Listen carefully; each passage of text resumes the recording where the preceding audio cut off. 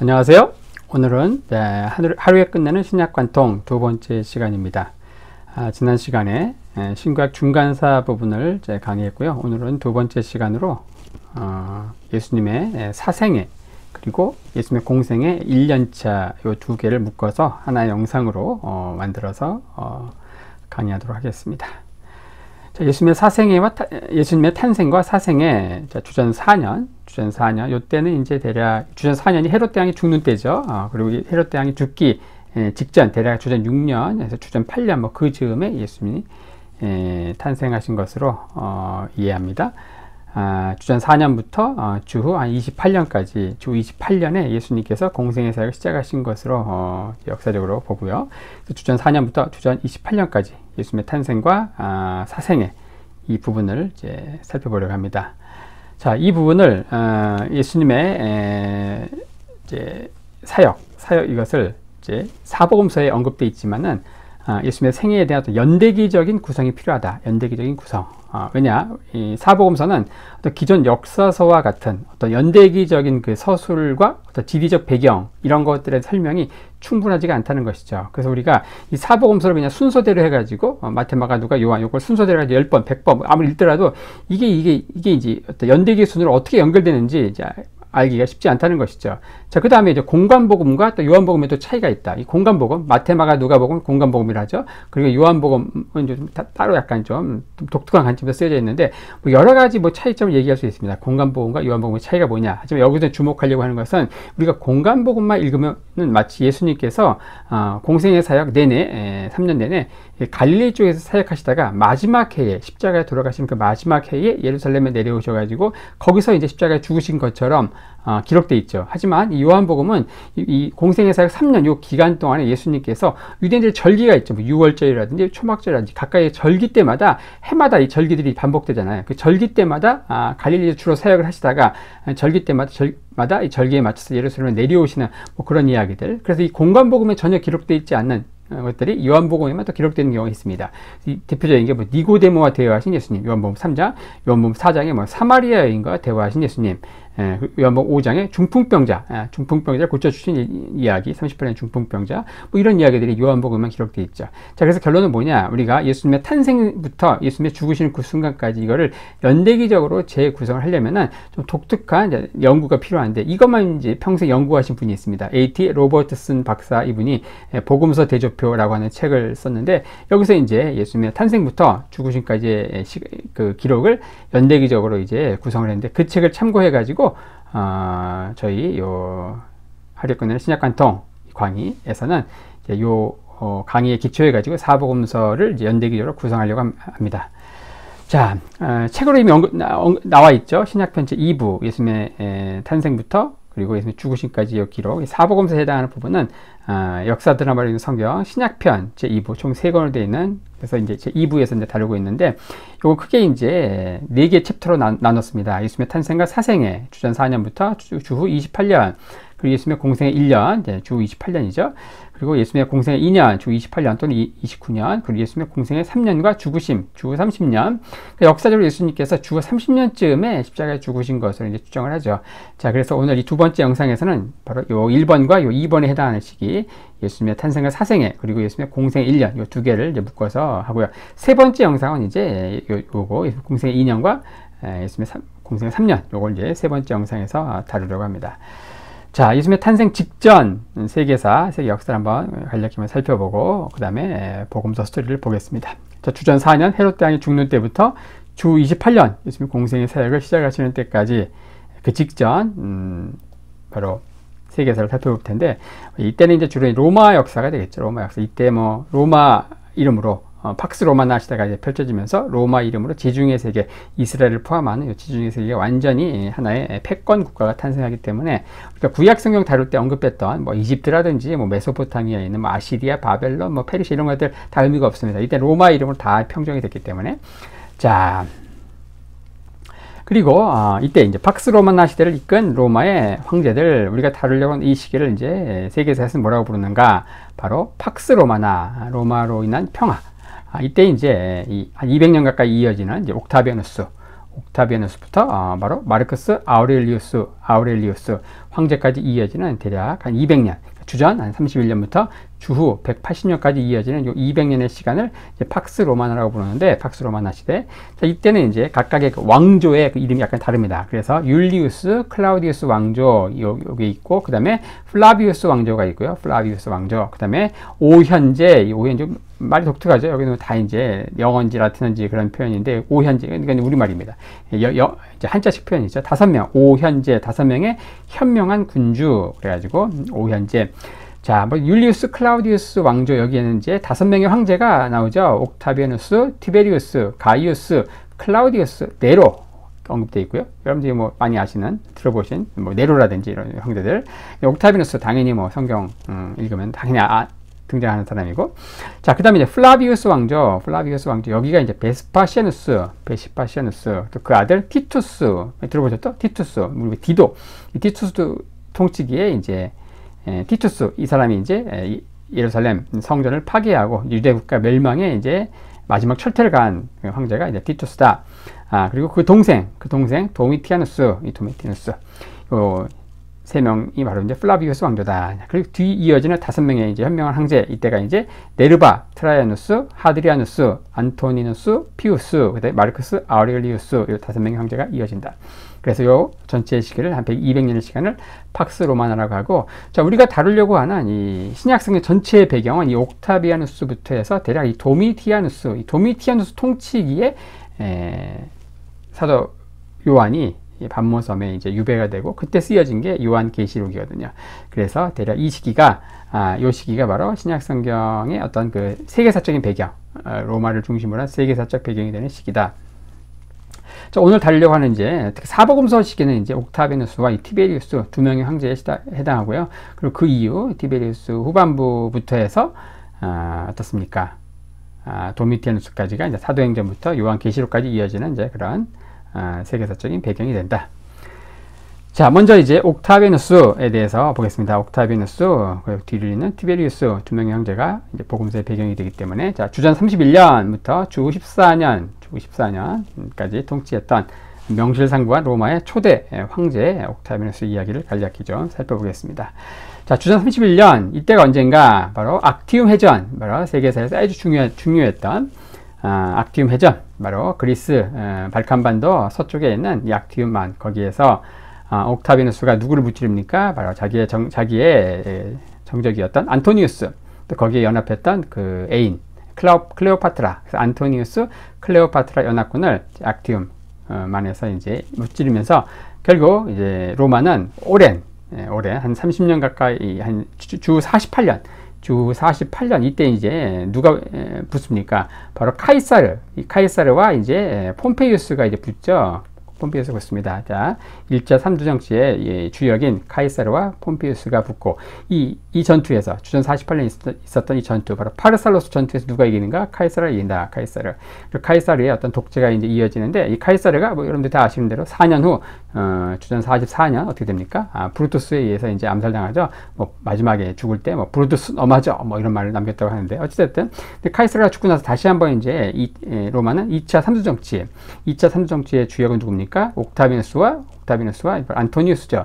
안토니우스. 이 둘이 이제 붙은 게 뭐냐? 주전 31년 붙은 바로 악티움 해전이죠. 악티움 해전. 여기서 누가 이기는가? 옥타비아누스가 이긴다. 자, 그래서 이 주전 48년부터 주 31년까지, 그러니까 20년 가까운 이 시간을 로마는 이제 자기들끼리 지중해 세계를 다 이제 접수했지만, 이제 자기들끼리 제 1인자가 되기 위한 각축전, 내전을 펼치는 거예요. 내전. 그래서 악티움 해전 승리로 당시 로마 시민들이 열렬히 이제 간절히 바랬던 건 뭐냐? 바로 평화였죠. 평화. 팍스. 요게 이제 이 옥타비아누스의 어떤 통치 철학이자 코드가 되죠. 그래서 4년 후 주전 27년 1월 13일에 원로원 회의를 소집하면서 옥타비아누스가 이제 깜짝 선언을 하죠. 깜짝 선언. 당연히 이 원로원 이제 의원들은 어떻게 생각했는가? 옥타비아누스가 황제 취임식 취임식을 하려고 하는구나 생각을 했는데 어떻게 하는가? 이 옥타비누스는 완전히 깜짝 졸랍니다. 모든 권력을 원로원과 로마 시민들에게 넘기는 거예요. 다 내려놓는 거죠. 자, 그래서 한 3일 후 이 원로원 의원들은 이제 어떻게 합니까? 이 옥타비누스에게 아우구스투스라고 하는 이제 칭호를 하사하죠. 이 아우구스투스, 요게 이제 우리말로는 존엄자라는 뜻이고, 여기 우리말 성경에 누가복음에 보면 가이사 아구스토, 이게 아구스토가 바로 뭐 존엄자라는 뜻의 이 아우구스투스, 요게 이제 우리말 성경에 이렇게 기록되어 있죠.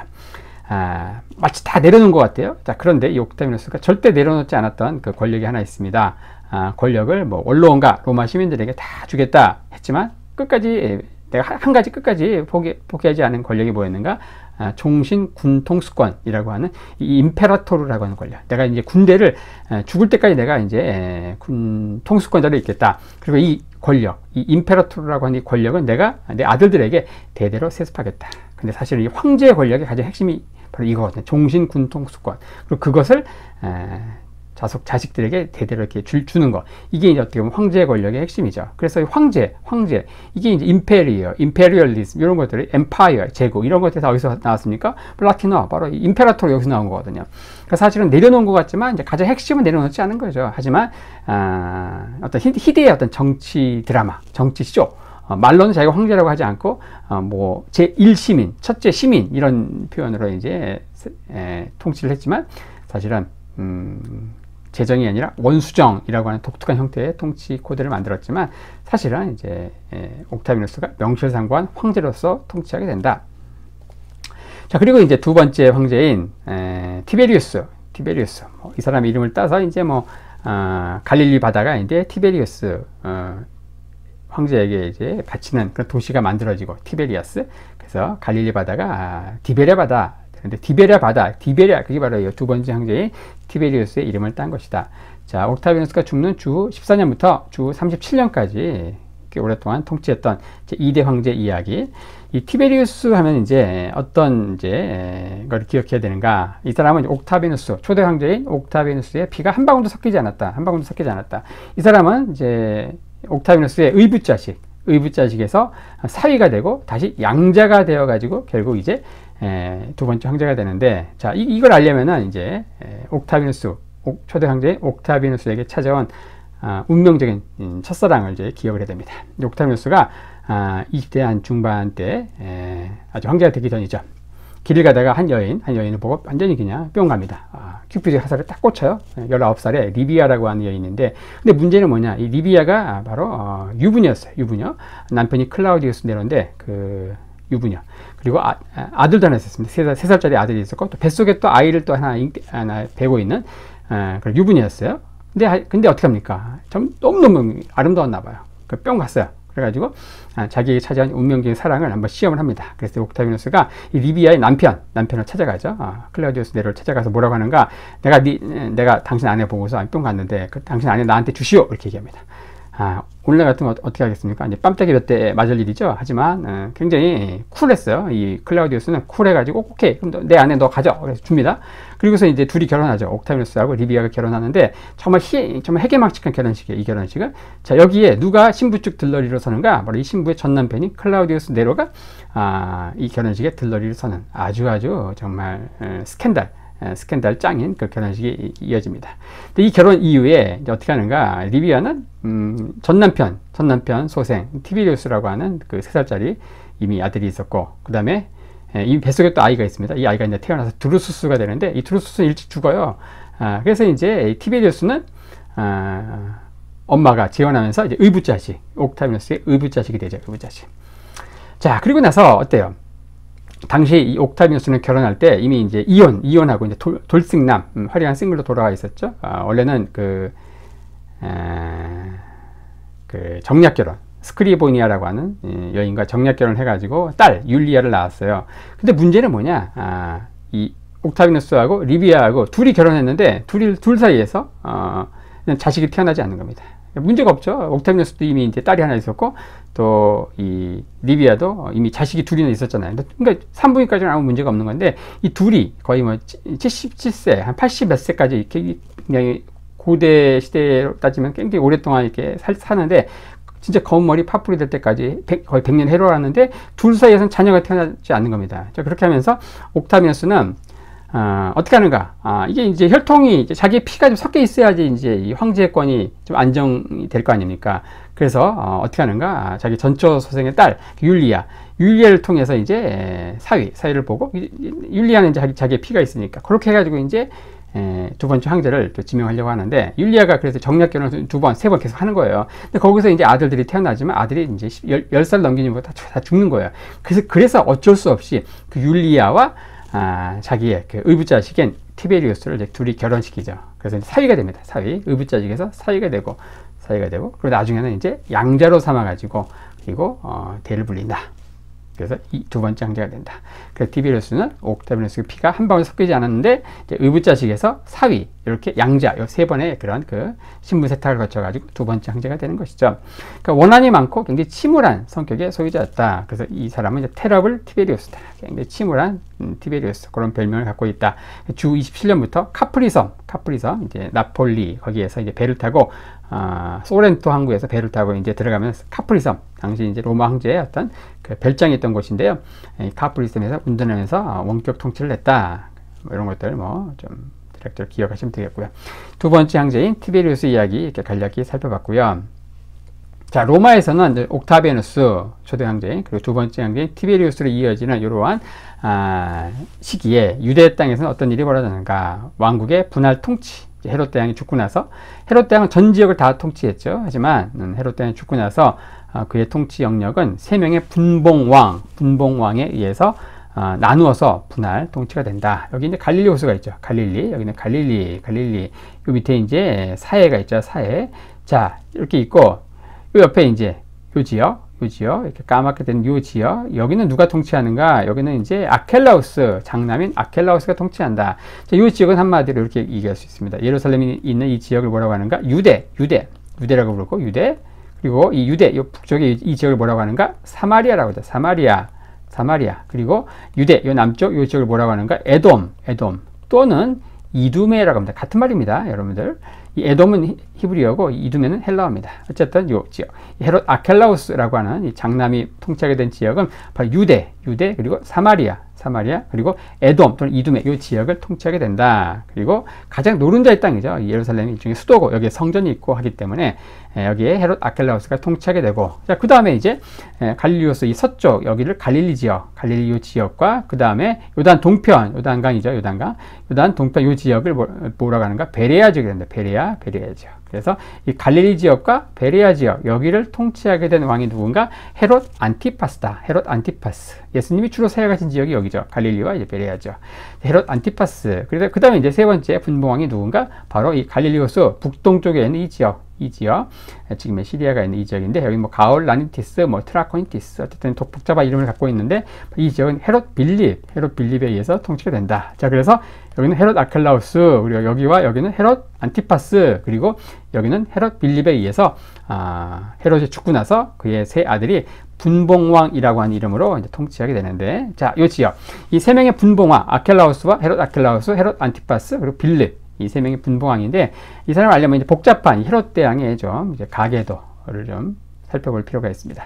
헤롯 대왕의 아버지 이름 많이 들어보셨죠? 안티파터라고 합니다. 안티파터까지 들어봤지만 헤롯 대왕의 엄마 이름을 아는 분은 많지 않습니다. 바로 키프로스. 둘 사이에서 태어난 헤롯 대왕은 10명의 그 부인이 있었습니다. 10명 가운데 첫 번째 부인 누구였는가? 도리스. 바로 에돔 평민 출신의 이 도리스와 결혼했지만, 바로 마카비 왕조의 공주, 굉장히 미녀였던 마카비 왕조의 공주 마리암네와 결혼하면서 도리스를 쫓아냅니다.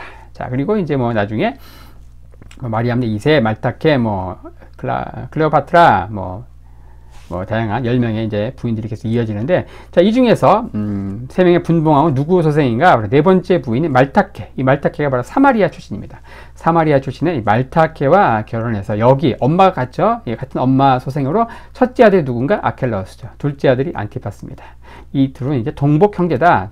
하지만 이 둘은 사이가 굉장히 안 좋았습니다. 사이가 굉장히 안 좋았다. 아웅다웅 싸우고, 그러니까 엄마가 배가 갔다고 해가지고, 결국 사이가 좋은 건 결코 아니라는 거죠. 자, 그리고 또 다른 이제 분봉왕이 빌립은 누군가 바로 클레오파트라의 소생이죠. 이 클레오파트라는 여러분들이 아시는 그 클레오파트라가 아니에요.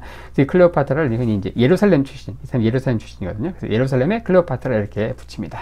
여러분들이 아시는 저 프톨레미 왕조 이집트의 그 클레오파트라하고 이제 동명이인이죠. 자, 이렇게 하면서 이제 빌립, 그리고 아켈라우스, 안티파스 이 세 명의 분봉왕이 있고, 또 여기서 기억해야 되는 분이 여기에 이제 또, 이름은 같은데 달라요. 빌립, 또 다른 빌립. 마리암네 2세, 이 마카비 왕제의 공주 마리암네와 구분하기 위해서 마리암네 2세라고 합니다. 마리암네 2세의 아들 빌립, 자, 이 빌립이 누구랑 결혼하는가? 바로 헤로디아와 결혼하죠. 헤로디아. 자, 그런데 어떻게 됩니까? 이 헤롯 안티파스가 어때요? 로마로 가려고 이제 하다가 가는 길에 자기의 사촌형, 자기 이제 그 배다른 형, 빌립의 집에 유하다가 형수인 헤로디아를 보고 뿅 가요. 그리고서 이제 청혼을 하죠. 안티파스가 이제 헤로디아에게 청혼합니다. 헤로디아가 뭐라고 하는가? 그러면은, 이혼을 이제 안티파스가 이미 결혼하고 있었죠. 이혼을 해라. 그럼 내가 정식으로 내 부인이 되겠다. 그래가지고 헤로디아가 이 안티파스와 이제 결혼하게 된다. 이 결혼을 이제 공격했다가 이 결혼을 비난했다가 목이 이제 잘린 사람이 잘 아시는 세례 요한입니다. 세례 요한. 이 헤로디아의 전 남편 빌립.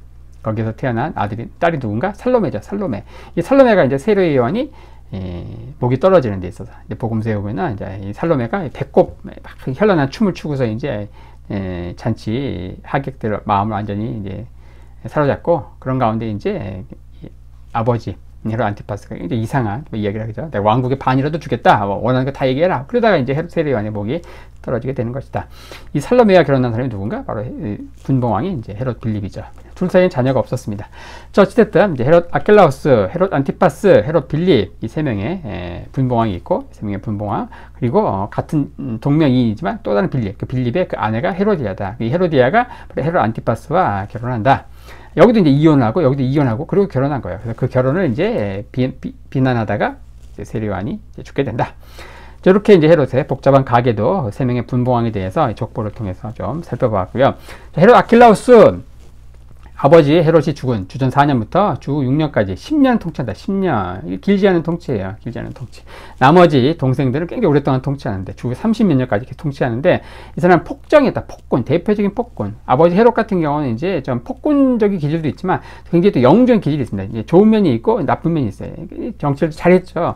하지만 이 헤롯 아켈라우스는 아버지의 나쁜 점, 폭군 기질을 이제 그것만 딱 빼닮은 거예요. 그러니까 엄마가 사마리아 출신의 그 말타키였다. 같은 엄마 밑에서 이제 헤롯 안티파스도 태어나게 되는데 너무너무 이제 가혹한 통치를 해가지고 어떻게 하는가? 헤롯 아켈라우스 통치한 지역이 바로 이제 유대 그리고 북쪽에 있는 사마리아 그리고 남쪽에 있는 이두메 에돔 통치했는데 그 유대인과 이 사마리아 이 지역이 이 헤롯 아켈라우스의 통치 영역이죠. 그래서 유대인과 사마리아인이 너무 폭정을 하니까 이들이 이제 같이 공동 사절단을 만들어가지고 유대인과 이 사마리아인이 얼마나 사이가 안 좋습니까? 근데 이 둘이 공동 사절단을 만들어가지고 로마로 갑니다. 로마 황제에게 우리 지역을 아켈라우스를 폐위하고 로마가 직접 총독을 파견해서 여기 통치해 주세요. 그렇게 말할 정도로 얼마나 폭정을 했으면 사이가 안 좋아 물과 기름과 같은 유대인과 사마리아인이 공동 사절단을 꾸려가지고 로마로 이제 갈 정도로 그 정도로 가혹한 통치를 했다. 그래서 일찍 쫓겨납니다. 일찍 쫓겨난다. 헤롯 아켈라우스는 이제 10년 만에 쫓겨나고 헤롯 아켈라우스의 영역, 그 유대, 사마리아, 이두메 이 지역은 로마가 보낸 총독이 직접 통치하게 되죠. 자, 주 6년 폐위되고 비엔나 지방으로 이제 추방된다. 헤롯 아켈라우스. 자, 두 번째 분봉왕인 헤롯 안티파스, 엄마가 같죠? 사마리아인 말타케 사이의 둘째 막내. 언제까지 통치하는가? 주 39년까지 통치하죠. 굉장히 오랫동안 통치한다는 거야. 형 아킬라우스는 주 6년에 이제 폐위되잖아요. 그러니까 형이 이제 10년 동안 통치했지만 그 길게 통치한 게 아니라는 거예요. 자, 이 헤롯 안티파스가 통치한 지역은 이제 세례 요한과 또 예수님 사역의 중심지인 바로 갈릴리와 베레아 지역의 통치자였다. 자, 이미 언급했지만 갈릴리 호수가 있고 이 서쪽 이 지역 갈릴리 지역 이 지역과 요단 동편에 있는 베레아 지역 이 지역을 통치하게 된다. 이 두 지역은 이제 주로 세례 요한과 그리고 예수님의 사역의 주된 이제 지역이다. 그리고 이 지역에서 언급해야 될 도시는 바로 티베리아스라고 하는 도시죠. 또 세포리스라고 하는 지역 알아둘 필요가 있습니다. 바로 이 갈릴리 지역의 수도가 어디였는가? 바로 세포리스죠. 헤롯 대왕이 죽고 나서 이 세포리스를 중심으로 해서 반란이 일어나고 이때 반란이 완전히 진압되면서 이 세포리스가 완전히 그냥 폐허가 됩니다. 그리고서 안티파스는 어디에 수도를 새롭게 만드는가? 갈릴리 호수 서쪽 여기에다가 수도를 만들죠. 이 도시 이름이 뭔가? 당시 황제였던 티베리우스 황제 이름을 따서 티베리아스라고 하는 도시를 만듭니다. 그래서 이때 이 갈릴리오스가 바로 디베랴 바다, 티베리아스 바다 이렇게 바뀌죠. 갈릴리오스, 디베랴 바다 같은 말이죠. 자, 이렇게 이제 두 개의 도시, 세포리스, 티베리아스 요거 기억하실 필요가 있고, 원래 이제 부인이 있었죠. 이 헤롯 안티파스는 나바테안 공주와 결혼했는데 조강지치를 버리고 어때? 형수 헤로디아와 결혼을 한다.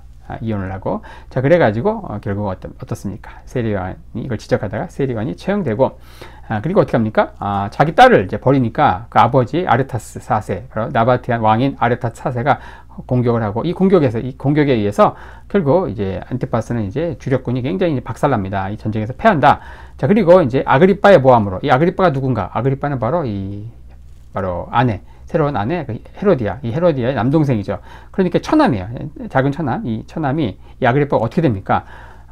이 사람이 로마에 가가지고 로마 3대 황제인 이제 가이우스 황제의 측근이 되고, 나중에 가이우스가 황제가 되고 나서 완전 자기 친구이자 측근인 이 아그리빠를 유대 땅의 왕으로 이제 임명하는 거예요. 자, 그러니까 당시 분봉왕이었던 이 헤롯 안티파스, 자기 동생이 유대 땅의 왕으로 오잖아요. 그래서 남편을 막 꼬드겨가지고 자기도 빨리 로마 황제한테 가가지고 분봉왕 말고 바지사장 말고 이제 사장, 왕 명함을 좀 받아가지고 와라. 약간 막 꼬드기는 거예요. 그래서 그거 이제 갔다가 어때요? 갔지만 자기 처남 마그리빠가 어때요? 모함을 해가지고 그리고 분봉왕 지위에서 쫓겨난다. 자, 그래서 이제 대표적으로 이 헤롯 안티파스는 부인 잘못 만나서 결국 이제 공격당하고 아레타스 4세로부터 공격당하고, 그리고 분봉왕 직위마저도 쫓겨나서 추방당하는 그런 패가망신한 그런 케이스가 헤롯 안티파스가 되는 것이죠. 이 헤롯 안티파스 이야기가 성경에 자주 언급되어 있습니다. 우리가 헤롯 안티파스가 예수님의 사역에 대한 소문을 듣고 자신이 죽인 세례 요한이 다시 살아난 것으로 이제 결론짓는 이런 이야기가 이제 복음서에 기록되어 있고, 그리고 예수님이 마지막으로 예루살렘을 향해 여행할 때 바리새인들이 찾아와서 헤롯 안티파스가 죽이려고 하니 속히 떠나야 한다. 예수님이 이때 이제 헤롯 안티파스를 뭐라고 언급하는가? 여우라고 이제 언급하죠. 여우. 자, 그리고 또 헤롯 안티파스가 언제 나오는가? 예수님이 재판받을 때, 복음서 후반부에 이제 예수님이 재판받을 때 헤롯 안티파스가 이제 관여하는 부분이 나오죠. 성경은 이제 친절하게 헤롯 안티파스 이렇게 기록되어 있지 않습니다. 그냥 헤롯이에요. 그냥 헤롯은 나옵니다. 분명히 죽었는데, 마태복음 2장에 분명히 죽은 그 헤롯이 복음서 후반부에 다시 또 헤롯이 또 등장하니까 어떤 분은 헤롯이 죽었다가 다시 부활한 줄 알아요. 그리고 이제 예수님만 부활한 줄 알았더니 헤롯도 부활했네. 그런 이제 아주 독특한 결론을 내리는데, 그렇게 하시면 안 됩니다. 헤롯 안티파스가 이렇게 복음서의 기록에 총 3번 언급되어 있다. 자, 그리고 이제 마지막 세 번째 분봉왕인 헤롯 빌립이 이제 주전 4년부터 주 34년까지 통치하게 되는데, 자, 이 사람은 이제 예루살렘 출신의 클레오파트라의 아들이다. 그리고 통치한 지역이 이두레, 드라코니, 그리고 아우라니티스, 가올라니티스, 바타네아, 파니아스 이런 지역인데, 지도와 함께 보면은 바로 갈릴리오스가 있죠. 갈릴리오스 이 북동쪽 지금의 시리아 이런 지역, 가올라니티스, 바타네아, 트라코니티스, 아우라니티스, 이투레아 이런 지역들을 통치하게 된다. 여기서 이제 기억해야 되는 중요한 도시가 뭔가? 헤롯 빌립이 통치했던 지역의 수도가 어딘가? 바로 가이사라 빌립보입니다. 가이사라 빌립보. 여기가 바로 베드로의 신앙 고백, 주는 그리스도시요 살아계신 하나님의 아들, 그런 고백이 나왔던 우리 가이사라 빌립보 기억하시고요. 자, 그 다음에 이 갈릴리오스가에 만들어진 항구 베세다 평원, 여기에서 무슨 일이 벌어지는가? 너무 유명한 사건이죠. 바로 오병이어 기적이 바로 베세다 평원에서 이루어진다. 그래서 헤롯 빌립이 통치했던 지역에서 이 가이사라 빌립보, 그리고 베세다를 꼭 기억하셔야 되고, 이 가이사라 빌립보 하면 여러분들이 이 지중해 해변에 있는 가이사랴와 많이 헷갈려 하십니다. 자, 헤롯 빌립의 수도인 바로 가이사라 빌립보와 아버지 헤롯 대왕이 만들었던 이 가이사라 항구, 이 가이사라 여기에 백부장 고넬료 이야기가 있고요. 그 다음에 가이사라 여기에 어떻습니까? 사도 바울이 2년간 헤롯궁에 2년간 또 연금되고, 2명의 로마 총독 벨릭스 이야기가 나오고 베스도 이야기가 나오고, 그런 고 가이사랴, 이 가이사랴 여기에서 또 헤롯 아그리파 1세, 성경에 또 그냥 헤롯은 나오죠. 헤롯 아그리파 1세가 또 충이 먹어서 죽는 이야기가 사도행전 12장에 나오죠. 그 가이사랴와 여기 나온 이 가이사랴 빌립보, 헤롯 빌립 통치 영역의 수도인 가이사랴 빌립보는 다르다. 이 두 개를 꼭 구분하셔야 됩니다. 자, 이렇게 하면서 3명의 분봉왕 분봉왕 이야기 했고요. 자, 그 다음에 이 초기 총독들, 이 지역은 어떤 곳입니까? 바로 헤롯 아킬라우스가 받았던 요 지역, 여기는 헤롯 아킬라우스가 너무 이제 폭정을 해가지고 쫓겨난다. 주 6년에 쫓겨나고 이 지역은 로마가 직접 총독을 파견해서 통치하게 되는데 주 6년부터 주 41년까지 총 7명의 총독이 오죠. 총 7명의 총독. 주 41년. 이때 이제 바로 헤롯의 손자인 헤롯 아그리파 1세. 사도행전 12장에 충이 먹어서 죽은, 그냥 헤롯으로 등장했지만 사도행전 12장에 충이 먹어 죽은 그 헤롯이 헤롯 아그리파 1세, 헤롯 땅의 손자입니다. 그 사람이 할아버지가 통치했던 그 전 지역을 이제 혼자서 통치하게 되는 그때가 바로 주 41년. 이때까지 총 7명의 총독이 오죠. 하지만 이 헤롯 아그리파 1세가 주 44년에 죽습니다. 3년 통치하고 죽어요. 그리고 나서 44년부터 다시 AD 70년, 이때 이제 예루살렘 성전이 파괴되죠. 그래서 44년부터 70년까지 다시 또 로마 총독이 오죠. 그래서 이때 총독을 뭐라고 하는가? 2차 총독, 2차 총독이라고 하고, 후기 총독, 이 초기 총독, 아그리파 1세가 등장하기 전까지 이 7명의 총독을 뭐라고 하는가? 초기 총독. 1차 총독, 여기는 이제 후기 총독, 2차 총독이라고 하죠. 자, 어쨌든 이 초기 총독, 아그리파 1세가 등장하기 전까지 초기 총독, 이 7명 가운데 이 5번째 총독이 누군가? 본디오 빌라도. 유명하죠? 바로 주 26년부터 36년까지 10년간 통치할 때, 바로 대략 한 주 30년쯤, 요때 예수님께서 십자가에 돌아가시게 되는 그러한 그 상황의 배경. 그리고 사도행전에서 전 세계 그리스도인들에 의해서 이름이 언급되고 저주받는 그 이름, 바로 본디오 빌라도 여기 나오죠. 코포니우스, 마르크스, 암비블루스, 안니우스, 루푸스, 발레리우스, 그라투스, 본디오 빌라도, 마르켈루스, 마룰루스, 총 7명의 총독이 유대 땅을 지나간다. 자, 이렇게 하면서 우리가 살펴보려고 하는 예수님의 그 사생애, 탄생과 그 사생애, 그 시기의 배경이 되는 로마 초대 황제인 옥타비누스, 두 번째 황제인 티베리우스 황제 이야기했고요. 그리고 헤롯 땅이 죽고 나서 유대 땅의 통치자가 되는 3명의 분봉왕 이야기, 헤롯 아켈라우스, 그리고 헤롯 안티파스, 그리고 헤롯 빌립 이야기했고요. 그리고 헤롯 아켈라우스가 폐위된 이후에 바로 이곳에 파견됐던 7명의 총독 이야기까지 간략히 한번 살펴봐. 자, 다음은 예수님의 탄생과 사생의 챕터를 살펴보겠습니다. 예수님의 탄생부터 공생의 1년까지 시간들을 이제 연대기 순으로 좀 살펴볼 텐데, 예수님이 태어나시기 전 일종의 서원, 프렐루드 성격의 기록이 이제 누가복음 1장 1절에서 4절, 누가가 이제 누가복음을 이제 왜 기록하게 되었는가? 자기의 후원자인 데오빌로 각하 하면서 이제 뭐 기록되어 있죠. 그리고 예수님이 바로 성육신하기 이전 예수 그리스도가 어떤 분인가? 바로 이 태초에 계셨던 그 말씀이 이제 우리 가운데 육신으로 거하신 성육신하신 분이다 하면서 예수님에 대해서 이렇게 기록하고 있는, 요한복음에 나오는 이제 예수님의 탄생 전에 그 서원 부분이 기록되어 있죠. 요한복음 1장 1절에서 18절. 그리고 예수님의 족보에 대해서 마태복음 1장과 그리고 누가복음 3장에 두 군데에서 예수님의 족보에 대해서 언급하고 있다. 바로 이 기록들이 이제 예수님의 탄생, 본격적인 탄생을 다루는 기사, 그 이전에 기록된 일종의 서원, 오리엔테이션 성격의 기록들이죠. 이걸 이렇게 각자 이제 따로따로 좀 편집해서 읽어야 되고요. 자, 그 다음에 예수님의 탄생 직전에 있었던 세례 요한과 예수님의 탄생에 대한 기사가 이제 언급되어 있죠. 세례 요한의 탄생과 관련된 수태고지가 누가복음에 기록되어 있습니다. 누가복음 1장 5절에서 25절. 자, 그리고 예수님의 탄생에 대한 예수 탄생 수태고지가 그 어머니인 마리아 편이 누가복음에, 그리고 아버지인 요셉 편이 마태복음에 기록되어 있다. 그래서 예수님의 메시아의 선구자인 세례 요한은 그 수태고지가 이제 딱 한 번 언급되어 있지만 사가랴와 엘리사벳, 부모가 그렇죠. 그리고 예수님, 바로 메시아이신 예수님 편은 어머니 마리아 편과 아버지 요셉 편이 따로 구분해서 기록되어 있죠. 그래서 바로 메시아의 길을 예비하는 그 선구자와 메시아 기록이 이제 좀 더 지면이 더 많이 언급되어 있죠. 클래스가 다른 것이죠. 세례 요한하고 예수님의 클래스가 다르다. 자, 이렇게 하고, 그 다음에 이제 세례 요한이 이제 세례 요한 탄생하고, 그리고 나서 이제 한 6개월 있다가 예수님이 탄생하는 기록이 언급되어 있다.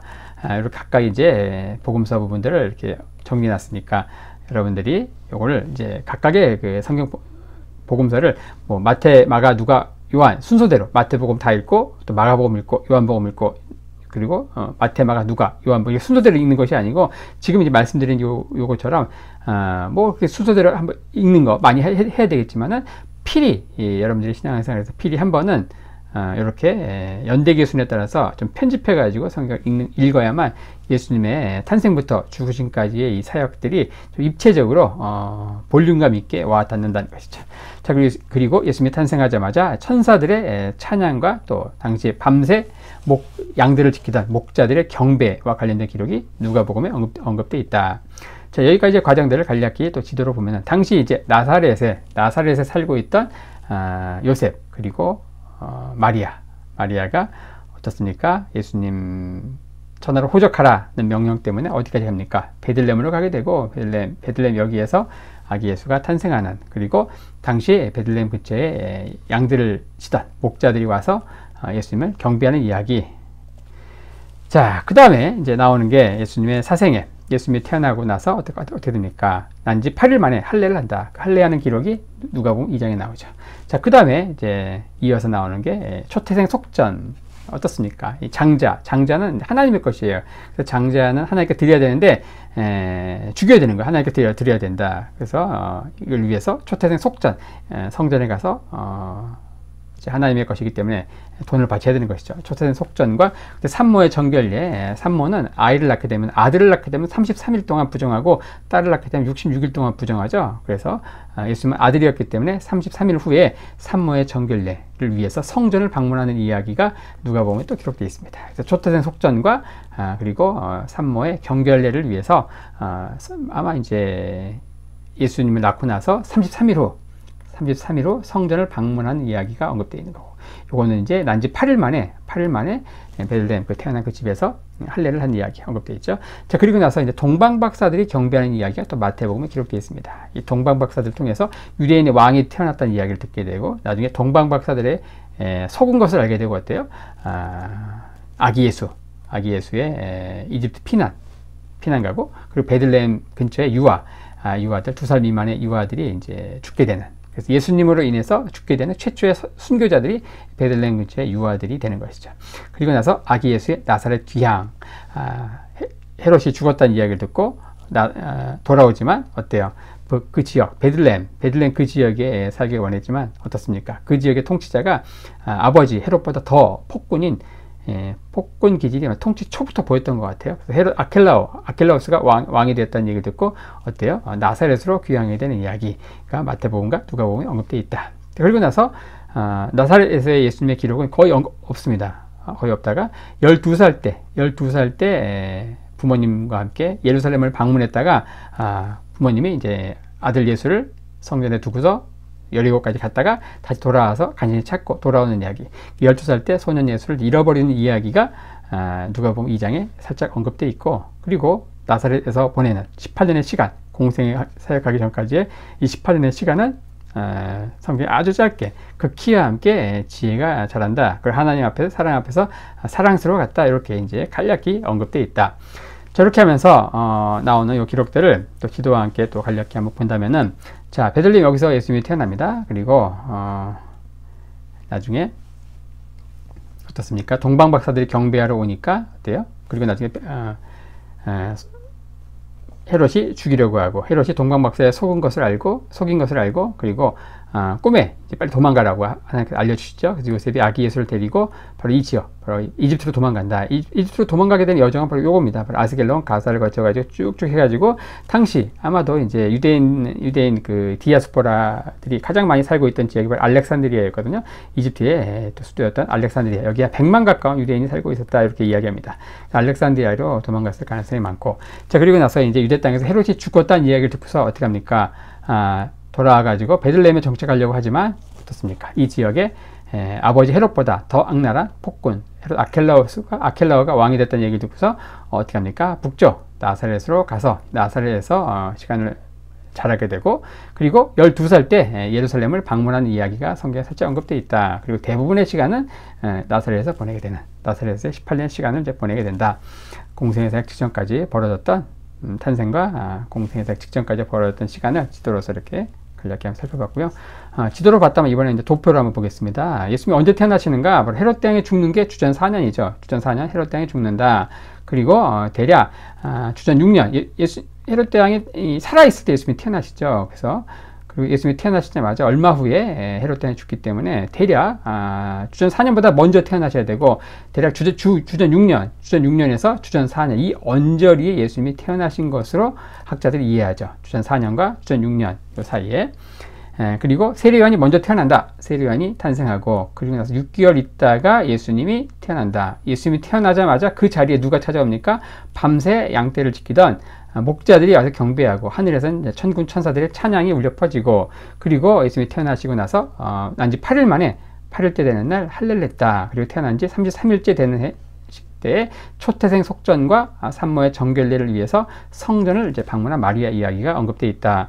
자, 그리고 나서 이제 뭐가 나오는가? 동방박사들의 경배 이야기 나옵니다. 동방박사들의 경배와 그 이후 아기 예수의 이집트 피난과 베들레헴 유아학살 이야기 나오죠. 자, 이게 중요합니다. 바로 예수님이 탄생하신 그 자리에 바로 경배하러 온 사람들이 누구예요? 목자들이에요. 근데 그 자리에 동방박사들은 없었다는 겁니다. 흔히 크리스마스 카드 이렇게 그림을 보면은 구유에 누워 계신 예수님 거기 옆에 한쪽은 이제 동방박사들이 있고 한쪽은 이제 목자들이 있는데 목자들과 동방박사들이 동시에 그 자리에 있는 것은 성경적으로 말이 되지 않는다. 바로 예수님이 태어나자마자 그 자리에 찾아온 사람이 바로 목자들이고요.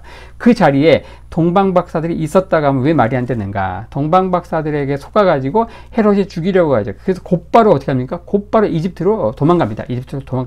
그럼 무슨 일이 문제가 됩니까? 바로 예수님께서 8일 만에 할례하고 그리고 33일 만에 예루살렘 성전에 가서 초태생 속전과 산모의 정결례를 위해서 마리아가 성전을 방문하는 이 누가복음 기록이 말이 안 되는 거예요. 그래서 최소한 이 동방박사들은 초태생 속전과 산모의 정결례를 위해서 마리아가 성전을 방문한 요 생후 33일 그 이후에 어떻습니까? 그 이후에 동방박사들이 경배해야 된다. 그래서 동방박사들의 경배는 예수님의 생후 33일 그 이후의 시간이고 그리고 목자들의 경배는 예수님이 태어나자마자 바로 그 자리에서 이제 그 순간에 경배하는 것이다. 그래서 목자들과 동방박사들이 동시에 경배한 자리에 있는 것은 복음서적으로 말이 되지 않는다. 자, 그리고 나서 이제 얼마 후에 헤롯 대왕이 죽게 되죠. 주전 4년에 헤롯 대왕이 죽고, 자, 그리고 예수님이 태어나시고 한 12살 때 기록, 소년 예수의 예루살렘 방문 이야기가 언급되어 있고, 그리고 예수님이 공생의 사역을 주 28년쯤 시작하시는데, 대략 나사렛에서의 18년의 시간은 성경에 아주 간단하게 언급되어 있다. 그 키와 함께 지혜가 자라나셨다. 하나님과 사람 앞에서 사랑받았다. 뭐 이렇게 언급되어 있습니다. 자, 지금까지 이제 살펴봤던 그 예수님의 탄생과 이 사생에 대한 그 성경 기록들을 연대기 순으로 살펴봤는데, 이 부분에 해당하는 좀 언급해야 될 몇 가지 주제들 간략히 한번 언급을 하고 예수님의 공생애사 1년차를 살펴보겠습니다. 자, 예수님의 이 족보와 관련해서 상당히 난제죠. 예수님의 족보, 바로 유대인들에게 족보가 굉장히 중요하다. 우리가 신약성경을 딱 읽을 때, 마태복음을 딱 읽을 때 누가 누굴 낳고 하다가 딱 이제 열을 갖고 성경을 읽으려고 하다가 낳고 하다가 우리가 졸고 그냥 졸아버리죠. 하지만 우리에게 정말 무의미하게 보이는 족보가 유대인들에게는 어때요? 상상 그 이상의 의미가 있다. 굉장히 중요했다. 특별히 바벨론 포로기를 지나면서 이 족보의 중요성이 굉장히 부각이 되는데 예수님의 탄생 직전에 어떤 그 프렐류드, 서원 성격으로 족보에 대한 기록이 바로 마태복음과 그리고 누가복음에 기록되어 있다. 마태복음과 누가복음에 기록되어 있다. 근데 문제는 뭐예요? 이 마태와 누가 족보에 좀 차이가 큽니다. 이걸 어떻게 해석해야 되는가? 뭐 완벽한 설명은 되지 않지만 그래도 일단은 이렇게 설명을 하죠. 학자들이 기록 목적에서 다르기 때문에 그러다. 이런 차이가 왜 생기는가? 기록 목적에서. 그러니까 마태는 그 기록 목적 자체가 어때요? 예수님이 아브라함의 자손이며 다윗의 자손이라는 점을 부각시키기 위해서 기록했다는 것이고, 누가는 예수님이 하나님의 아들이며 또 동시에 아담의 아들이라는 점을 부각시키기 위해서 기록됐다. 자, 그 다음에 기록 방식에 있어서도 차이가 난다는 거죠. 기록 방식. 마태는 고대 인물에서 최근 인물로 이렇게 내려오는 방식이고요. 근데 누가 같은 경우는 역순으로 거꾸로 올라가죠. 그래서 어디까지 올라갑니까? 아담까지 올라가네요. 이렇게 기록 목적과 기록 방식에서 차이가 있기 때문에 두 개의 족보가 좀 차이가 있다. 이렇게 하면서 이제 대략적으로나마 설명을 하죠. 자, 그 다음에 이제 이 마태복음에 보면은 바로 예수님의 족보를 의도적으로 또 14에 맞추어서 이제 설명하면서 보게 됩니다. 아브람부터 다윗까지 14되고, 다윗부터 바벨론 이거까지가 14되고, 또 바벨론 이거부터 이제 요새까지가 14되고 이렇게 언급되어 있죠. 언급되어 있습니다. 근데 14라는 게 뭔가 14. 왜 14를 이렇게 강조하는가? 이 마태복음에만 기록돼. 이 마태복음 대상이 누구예요? 유대인들만 알아듣는 표현입니다. 14. 14가 유대인들이 굉장히 중요하죠. 메시아. 이 메시아는 바로 다윗의 후손이거든요. 다윗을 이제 히브리어로 다비드라고 합니다. 다비드. 히브리어로 이렇게 씁니다. 다비드. 쓰면 다비드. 이게 영어로는 이제 데이빗이라고 하지만 다비드. 히브리에서 달레, 요게 숫자적으로 4입니다. 숫자적으로 4. 바브, 다비다, 바브. 요것은 6이에요. 그것도 달레, 4죠. 4. 그래서 4, 6, 4. 더하면 어때요? 4, 6, 4를 다 더하면 뭐 14가 되죠. 14는 이제 다윗의 숫자입니다. 다윗 하면 이제 14고. 그리고 그 다윗이 뭐예요? 메시아인 거예요. 그래서 예수님의 족보를 14로 이렇게 맞추는 것은 뭐냐? 바로 예수님이 바로 너희들이 기다리고 있는 바로 다윗의 후손, 바로 메시아인 것이다. 이것을 강조하는 유대적인 표현인 것이죠.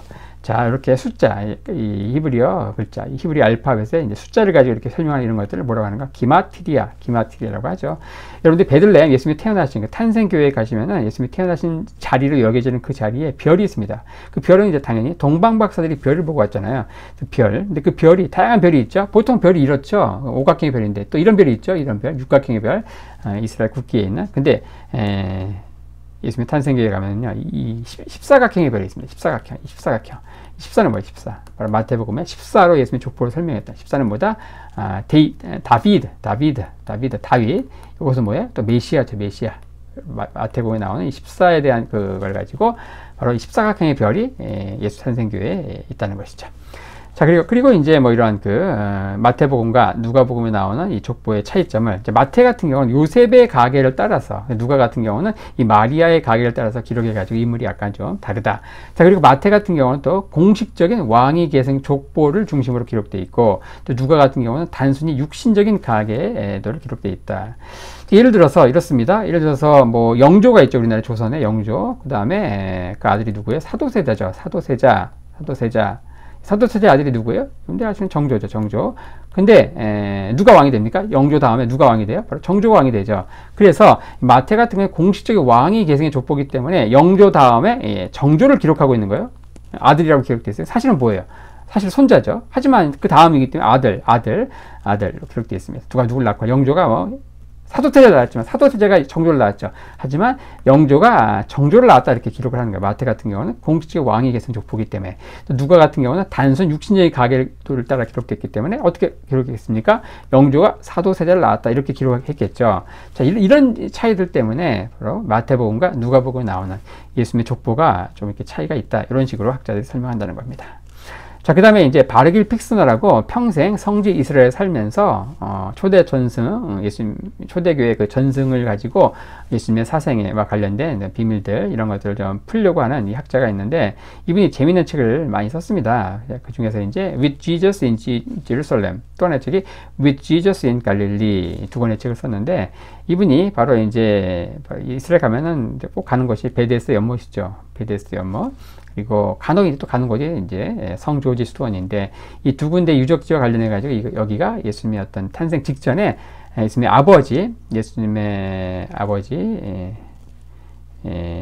예수님의 어머니 어머니가 마리아죠.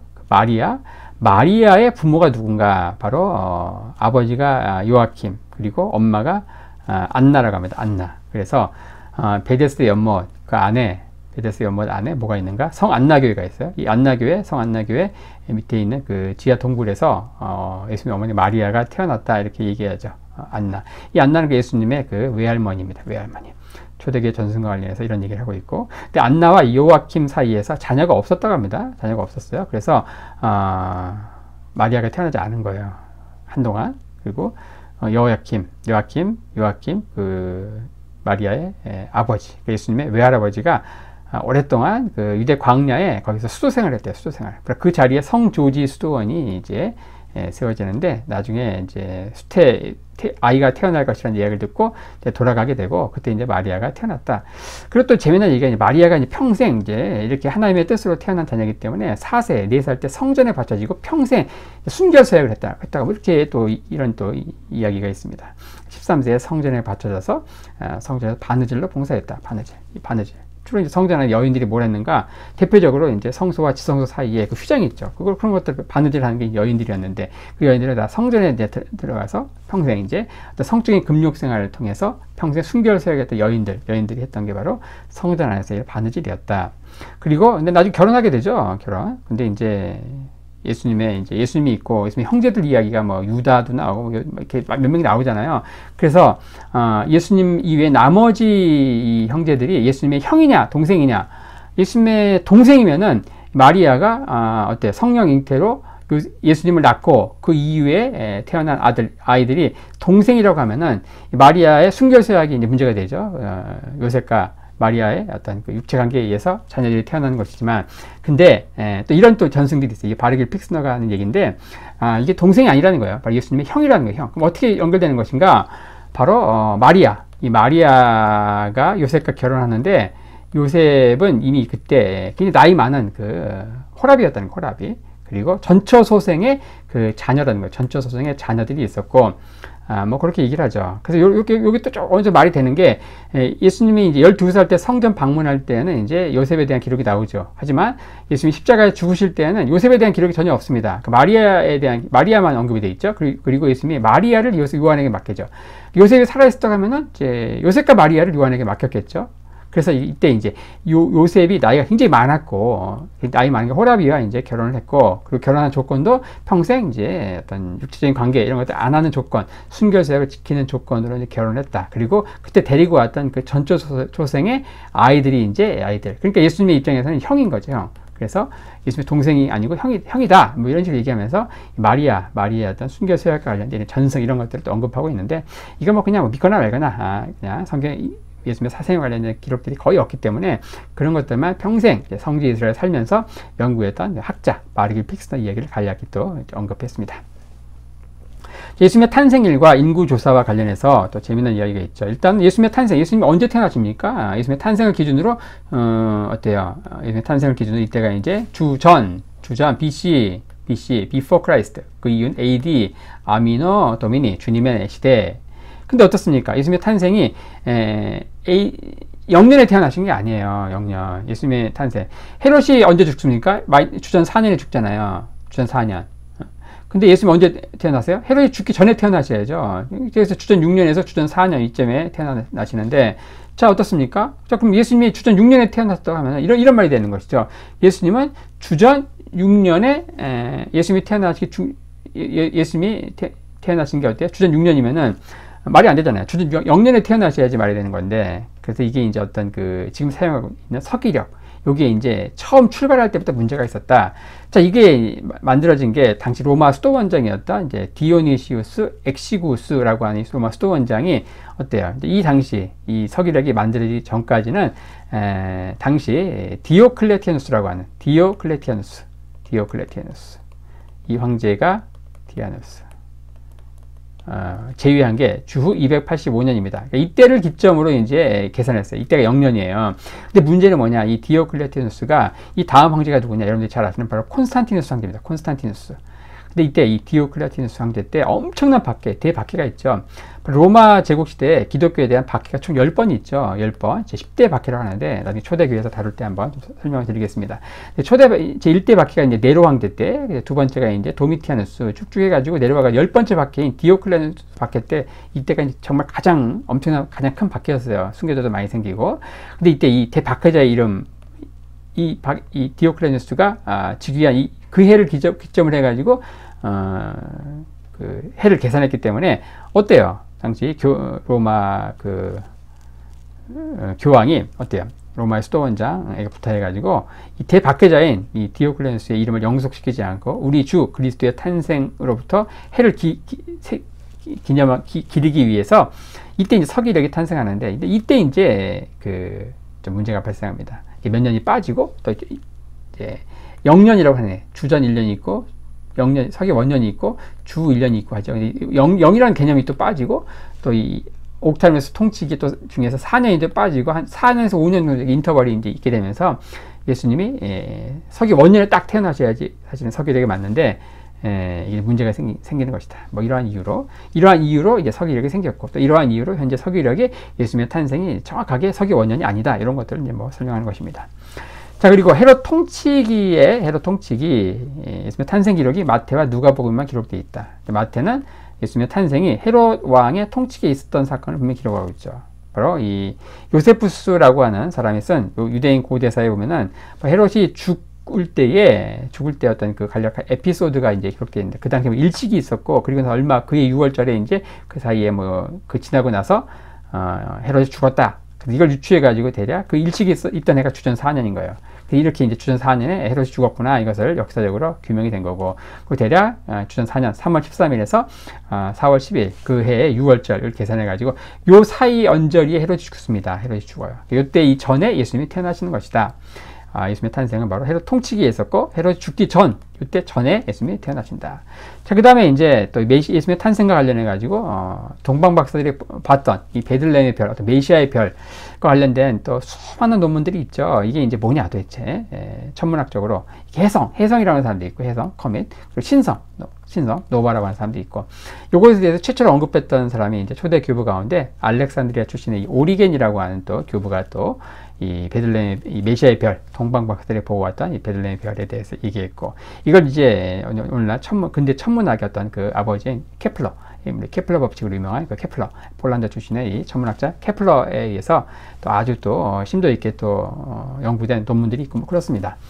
자, 그리고 이제 예수님이 탄생하실 때 어때요? 가이사 아구스토가 천하의 영을 내가지고 호적 조사를 했다. 뭐 이런 얘기하면서, 하지만 이걸 가지고 스티어노 나나 같은 경우, 로마인 이야기 6권일 겁니다. 이 사람이 로마 연구가죠. 로마 역사 연구가. 근데 예수님이 탄생하신 그 언저리에 이런 그 천하로 호적하는, 유대 땅을 포함하는 천하로 호적하는 그런 기록이 없었다. 그러면서 자기는 성경을 도저히 믿을 수 없다 하면서 뭐 이런 언급들이 나옵니다.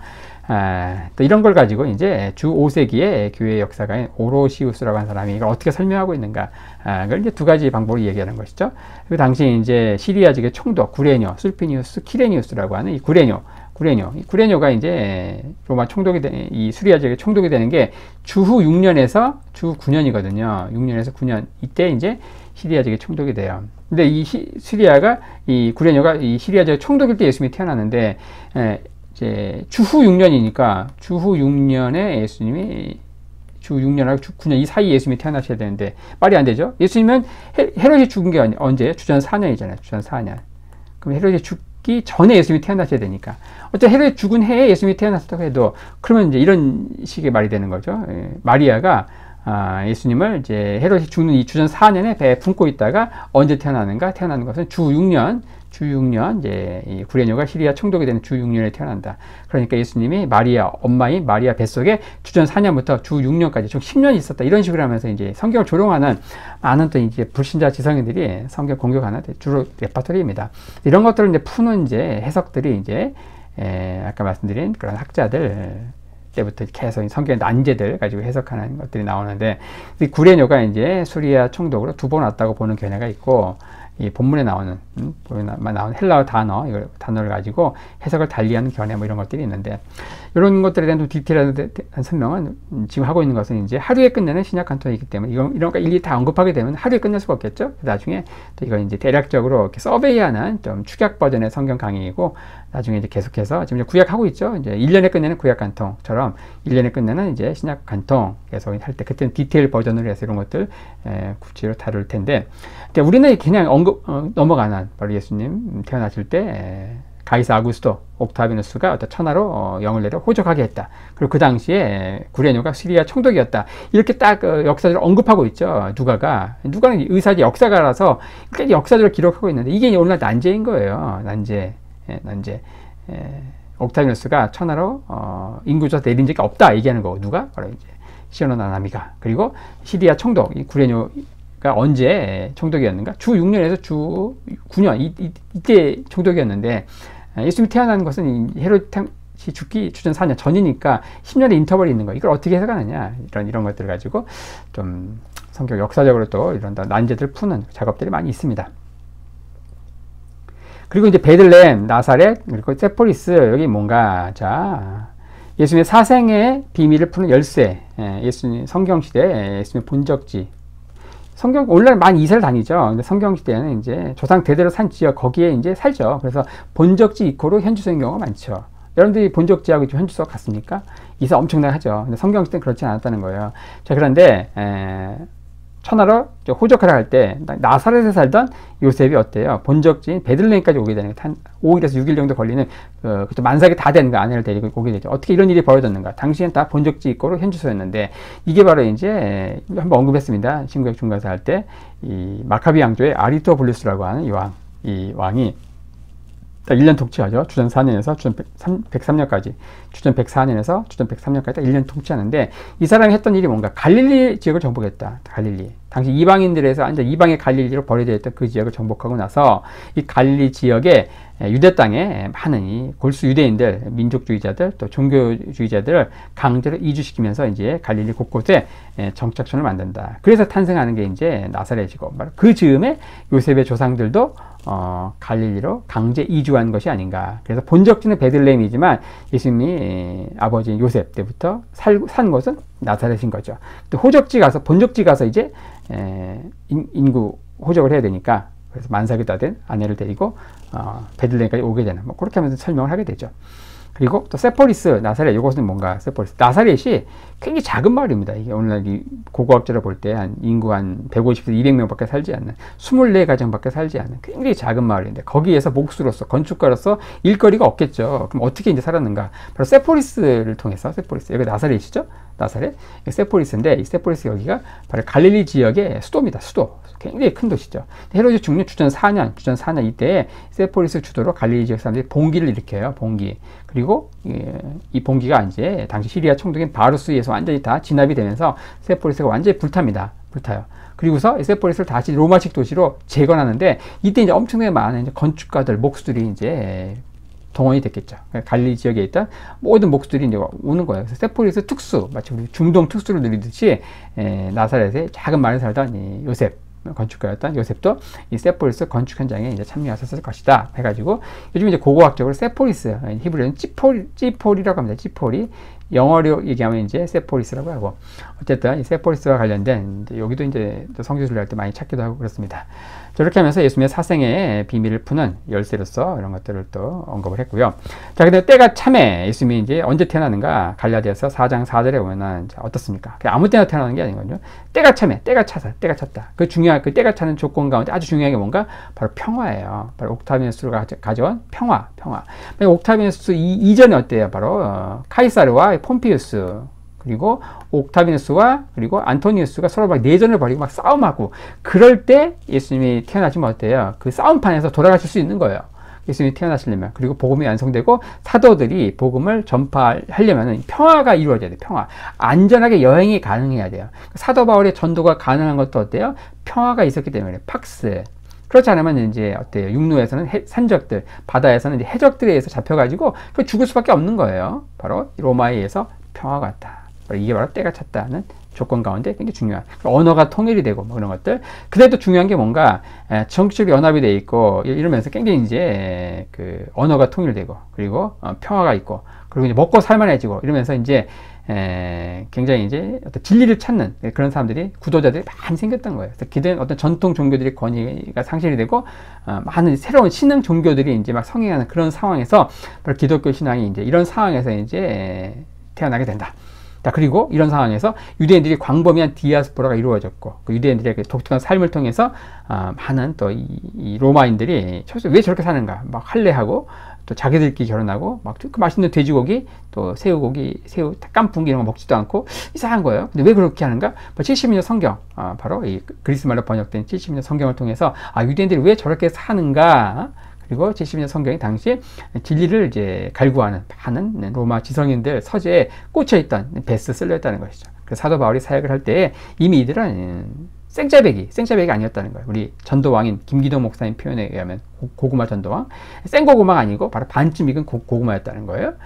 이렇게 하면서 때가 차는 조건 가운데 평화 이런 가운데 먹고 살만해지면서 사람들이 많이 진리를 찾는 구도자가 있었고, 그들 가운데 이제 많은 사람들이 흩어져 있는 그 유대인들을 보면서 유대인들이 하나님에 대해서 관심이 가졌고, 그 하나님을 이해하는 그 수단으로서 자기들 말로 번역되어 있는 70년 성경을 통해서 이미 예수를 믿을 준비가 많이 돼 있었다는 거죠. 그래서 그런 상황에서 복음이 완성되고, 그런 상황에서 사도 바울을 중심으로 이제 12 사도들이 복음을 전파하면서 복음이 이제 퍼져나간다. 이런 것들이 다 때가 참의 조건 가운데 아주 중요한 상황들이라는 것이죠. 자, 다음은 예수님의 사생애 사역을 마치고 예수님의 공생의 1년차 주 28년에 시작되었을 것으로 추정되는 예수님의 공생의 사역 1년차 살펴보겠습니다. 자, 역사가 누가는 의사자 역사가죠. 이 누가가 제시한 육중연대표라는 게 있습니다. 누가복음 3장에 보면은 3장 1절 2절에 예수님의 공생의 사역 시작을 이렇게 설명하고 있죠. 그 당시 시대적 배경을 디베리오 황제가 통치한 지 15해 곧 본디오 빌라도가 유대의 총독으로, 헤롯이 갈릴리의 분봉왕으로, 그 동생 빌립이 이두레와 그라고닛 지방의 분봉왕으로, 루사니아가 아빌레네의 분봉왕으로, 안나스와 가야바가 대제사장으로 있을 때에 하나님의 말씀이 빈들에서 사가리아의 아들 요한에게 임한지라. 자, 이렇게 하면서 여기에 방금 읽은 이 말씀에 6명의 통치자 이름이 나온다. 그래서 예수님의 사역, 그 이전에 있었던 선구자로서 세례요한의 사역이 언제 시작되는가? 그때 역사가인 누가는 이스라엘을 둘러싼 그 지역에 6명의 통치자 이름을 언급하고 있다. 그래서 이걸 육중연대표를 얘기하죠. 로마의 황제는 이제 티베리우스였고, 유대 총독은 본디오 빌라도, 그리고 분봉왕 헤롯 안티파스, 헤롯 빌리, 헤롯 안나스, 그 다음에 가야바, 이 사람이 대제사장일 때. 그래서 각각의 통치 연대가 이렇게 다 알고 있죠. 그래서 이런 것들이 이제 어떤 공동 분모를 계산해 볼 때 세례 요한의 사역이 대략 주후 27년 9월에서 28년 10월 이 사이에 시작했을 것이다. 이렇게 이야기를 합니다. 그리고 약간의 시간차를 두고 예수님의 사역이 그 뒤를 잇게 되죠. 자, 그리고 예수님 공생에서 1년차는 이제 성전을 이제 뒤집어 엎는 성전 청결 사건을 기준으로 해가지고 그 이전에 이제 본격적인 공생의 사역을 위한 그 워밍업의 시간, 그리고 성전 청결 사건을 시작으로 이제 본격적으로 시작되는 공생의 사역, 이렇게 둘로 나누겠습니다.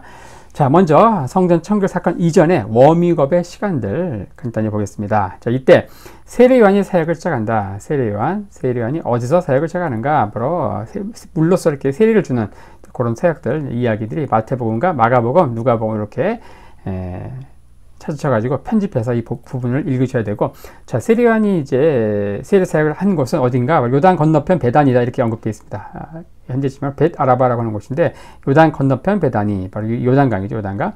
갈릴리 호수가 있고, 사해가 있고, 요단강이 있고, 요단강이 이제 사해에서 만나는 요단강 하류 이 지역, 요단 건너편 베레아 지역이죠.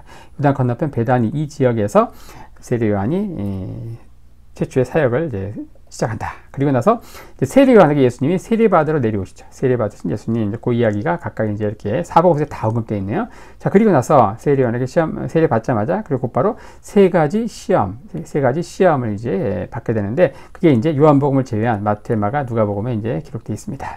이것을 지도와 함께 보면은 이제 세례 요한이 사역한 곳이 여기죠. 예수님이 이제 사생애를 어디서 사셨습니까? 바로 갈릴리 호수 옆에 있는 나사렛 여기서 사시다가 세례 요한으로부터 세례를 받으러 내려오신다. 여기서 세례를 받으시죠.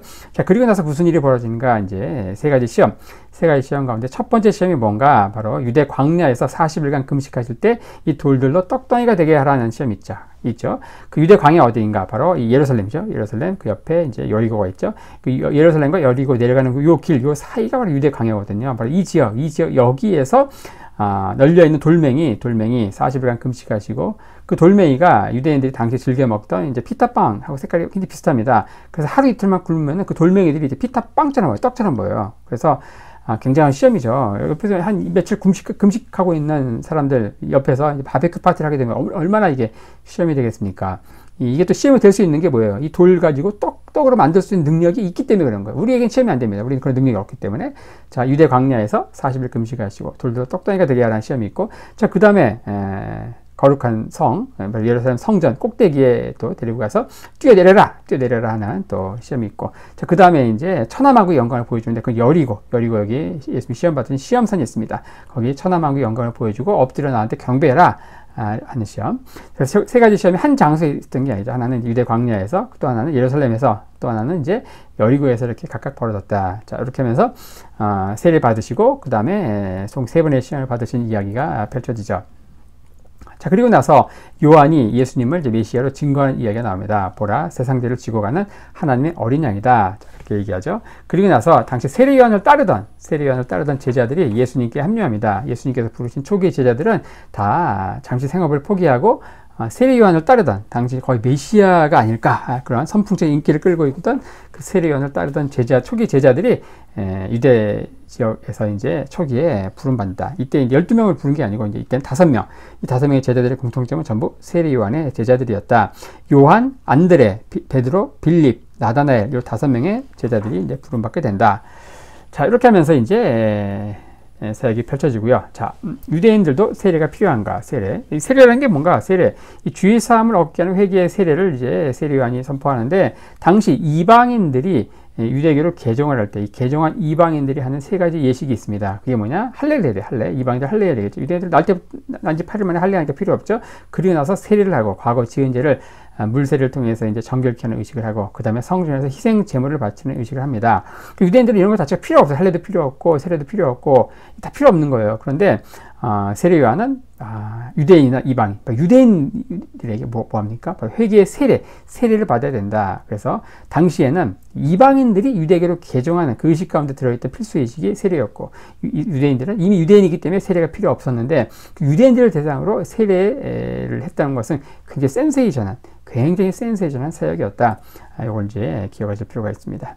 자, 그리고 나서 예수님이 이제 어떻게 합니까? 갈릴리 사역을 한다. 자, 가나 혼인잔치를 위해서 가나로 가시고, 그리고 나서 이제 공생의 사역의 어떤 베이스 캠프를 치기 위해서 가버나움을 정탐하는 이야기가 언급되어 있습니다. 자, 이것은 이제 또 지도와 함께 보면은 유대 땅에서 여기서 이제 세례를 받으시고, 그 다음에 시험 받으시고, 그 다음에 이 지역 여기에서 5명의 제자를 부르시고, 그 5명의 제자를 데리고 어디로 가십니까? 예수님이 가나로 가신다. 가나, 여기서 가나 혼인잔치 첫 번째 공생의 사역 첫 번째 기적이 펼쳐지고, 자, 그리고 나서 어떻게 합니까? 바로 나사렛은 어때요? 집으로 와야 되는데, 집으로 내려와야 되는데 어떻게 합니까? 예수님은 바로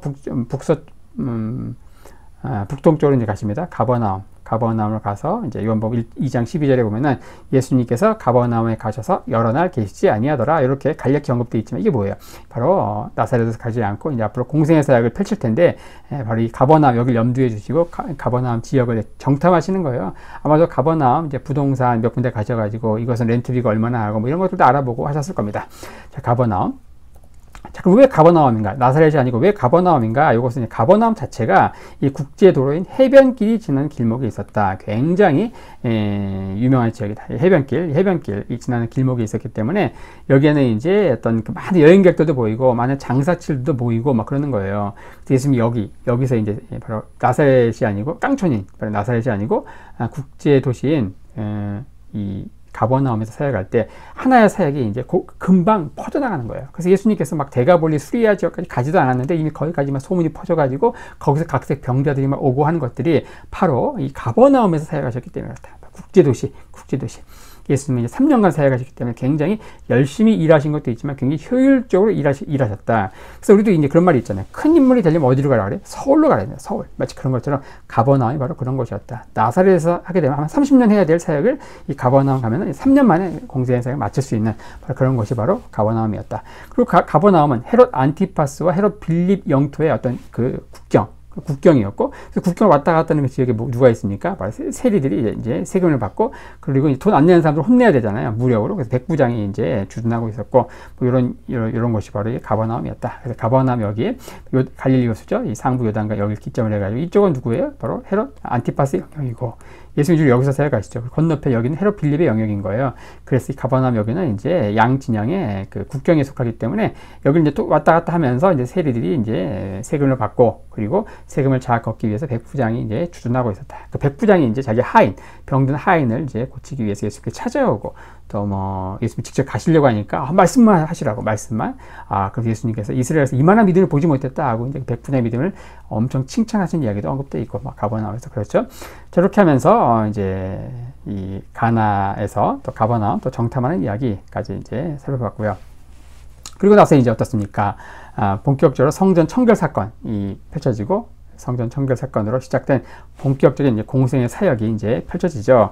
자, 6월절이 다가오면서 예수님이 6월절에 성전을 이제 예루살렘 가시고 그 성전에 이제 장사치들을 다 이제 뒤집었고 청결케 하시는 사건이 벌어집니다. 성전 청결 사건이 요한복음 2장에 언급되어 있는데 바로 공생의 사역 초기에 언급되어 있어요. 근데 이제 요한복음 제외 나머지 복음서, 이 공간 복음서에는 어떻습니까?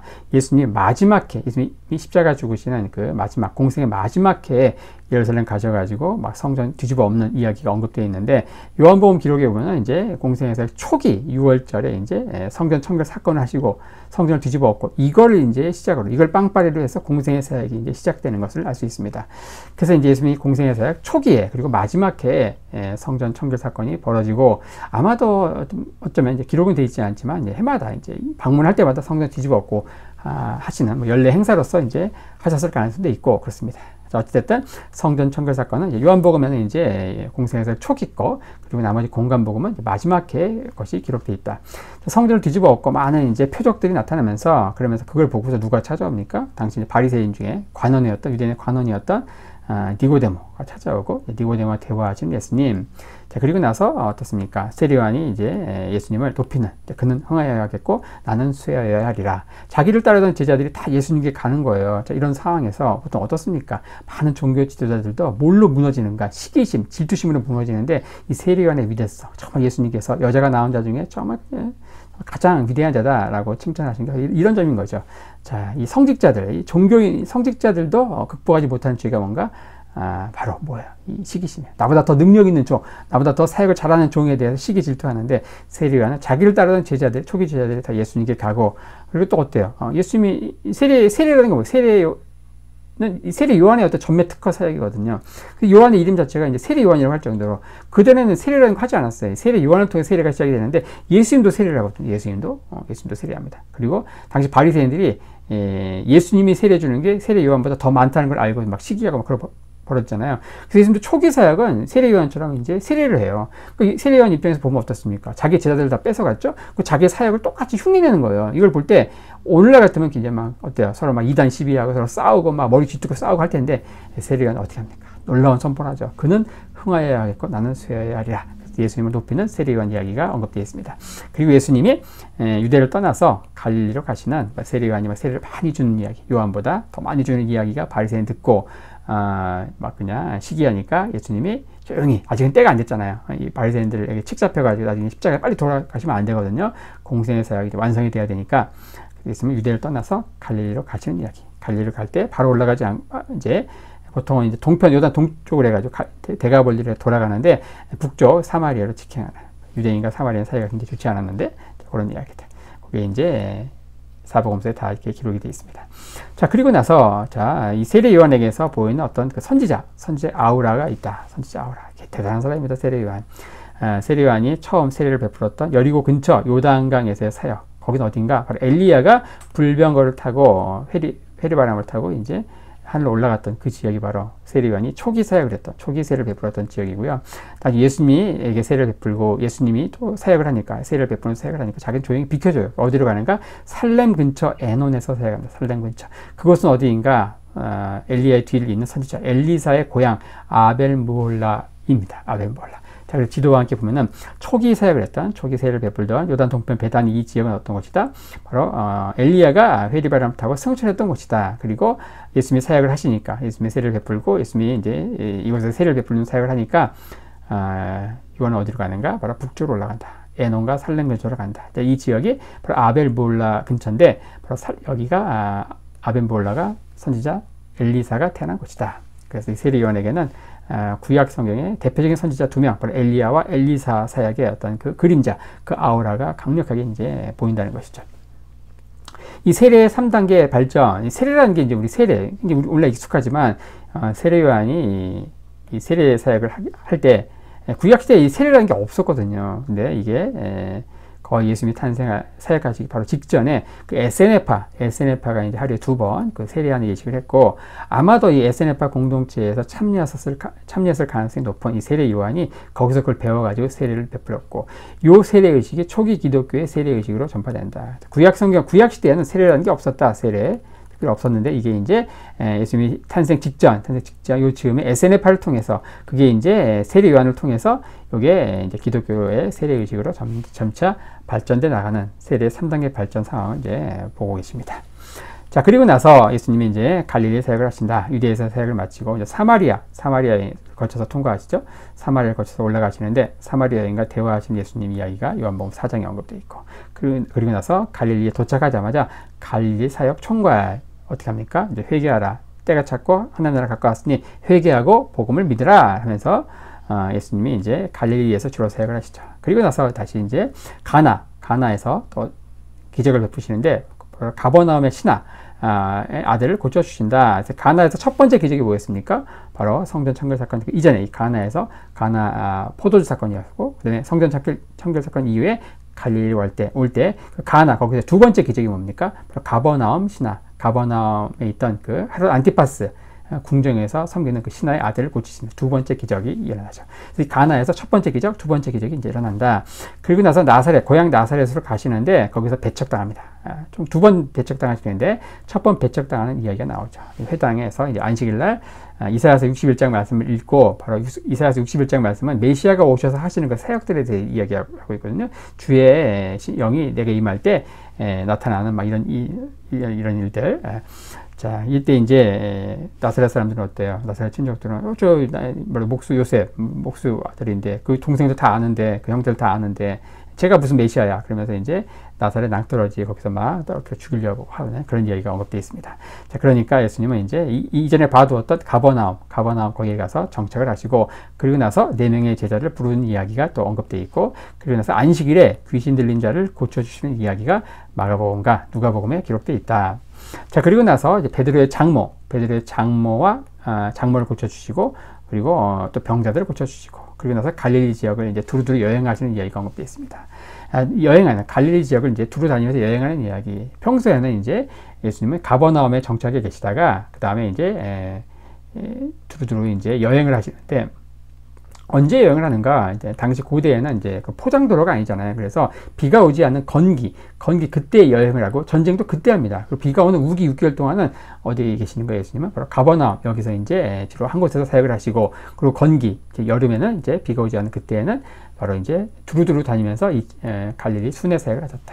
이때 벌어지는 대표적인 걸 이제 마태, 누가가 언급하고 있는데 바로 문둥병자를 고쳐주는 이야기가 언급되어 있고 그리고 다시 이제 가버나움에 돌아오시죠. 가버나움에 돌아오실 때 예수님이 오셨으니까 많은 병자들이 오는 거예요. 그래서 중풍병자를 데리고 친구들이 왔는데 사람들이 막 몰려 있는 거예요. 예수님이 6개월 동안 갈릴리 지역 주로 여행하시다가 이제 오셨잖아요. 그 소문을 들었잖아요. 병자를 고쳐주는 얘기를. 그래서 가버나움에 오셨을 때 이미 이제 많은 사람들이 몰려 있었고 거기에 이제 중풍병자를 데리고 온 친구들이 인산인해를 이루고 있는 상황에서 지붕 위에 올라가지고 지붕을 뜯어가지고 친구 중풍병자를 내리는 이야기가 또 언급되어 있습니다. 자, 그런 상황에서 이제 가버나움의 그 세관 세리 마태를 이제 부르시고 그다음에 세 가지 비유로 금식 대신 잔치하는 그 제자들을 이제 변호하시는 이야기가 언급되어 있습니다. 저렇게 하면서 공생의 사역 1년차 바로 예수님의 6월절 주 28년 6월절 이때 이제 성전 청결 사건으로 이제 공생의 사역 데뷔를 하시고 그 다음에인 주 29년 6월절까지 즉 공생의 1년차까지 벌어지는 이 사역을 유대와 갈릴리 지역 사역으로 나누어 가지고 살펴볼 텐데 성전 청결 사건 이전에 무슨 일이 벌어집니까? 세례 요한이 바로 유대 지역 바로 요단강 건너편 베다니에서 세례를 베풀었고 그 세례 요한에게 세례를 받으시죠. 그러면서 건너편 와가지고 유대 광야에서 여리고에서 예루살렘에서 세 가지 시험을 받으시고 그 지역에 따라왔던 세례 요한의 제자 가운데 5명을 초기 제자들을 부르시고 그리고 그 제자들을 데리고 가나로 가신다. 가나 그래서 가나 혼인잔치 갈릴리죠. 여기는 가나 혼인잔치 여기서 물을 포도주로 바꾸는 기적. 그 제자들이 믿었다 할 때 그 제자는 아직 12제자가 아닌 거죠. 5명의 제자인 거예요. 그리고 나서 아직 나사렛에서 곧바로 가지 않고 가버나움 땅을 이제 정탐하신다. 여기에 베이스 캠프를 삼기 위해서. 자, 그리고 나서 이제 6월절이 다가오고 이제 다시 예루살렘 내려옵니다. 그리고서 성전을 뒤집어 엎는 성전 청결 사건을 하고 그리고 여기서 이제 많은 말씀 사역들, 말씀과 표적이 나타나고 그때 이제 그걸 보고서 니고데모가 찾아오고 그리고 예수님이 눕히는 세례 요한이 그걸 보고서 예수님을 높인다. 그리고 나서 이제 어떻습니까? 바리새인들의 시기가 있으니까 예수님은 갈릴리로 가신다. 유대를 떠나서 갈릴리로 가신다. 그때 이런 동편으로 우회하지 않고 당시 유대인들과 적대 관계에 있던 앙숙이었던 사마리아 지역을 통과하시면서 이 사마리아인과 대화하시는 이야기가 나옵니다. 사마리아인과 대화할 때 뭐라고 합니까? 보라 휘어져 추수하게 되었다 이런 표현이 나오죠. 그 휘어져 추수하게 되었다 이 표현은 마치 더더 말고 덜덜 말고 뭐예요? 한가위에만 같더라. 한가위 가로를 쓸 수 있죠? 한국 사람들 다 압니다. 그것처럼 그 말은 이제 한가위 추석 때 사용되는 말이죠. 마치 그것처럼 보라 휘어져 추수하게 되었다 이 표현은 77절, 이 오순절에 사용하는 말이거든요. 그래서 바로 이제 사마리아 여인과 대화하시는 그 상황, 77절, 오순절일 것이다. 77절은 뭐예요? 6월절로부터 7주, 대략 한 2달 후죠. 그러니까 2개월간 유대 땅에 사역하시고 사마리아를 거쳐서 이제 갈릴리로 가시는 거죠.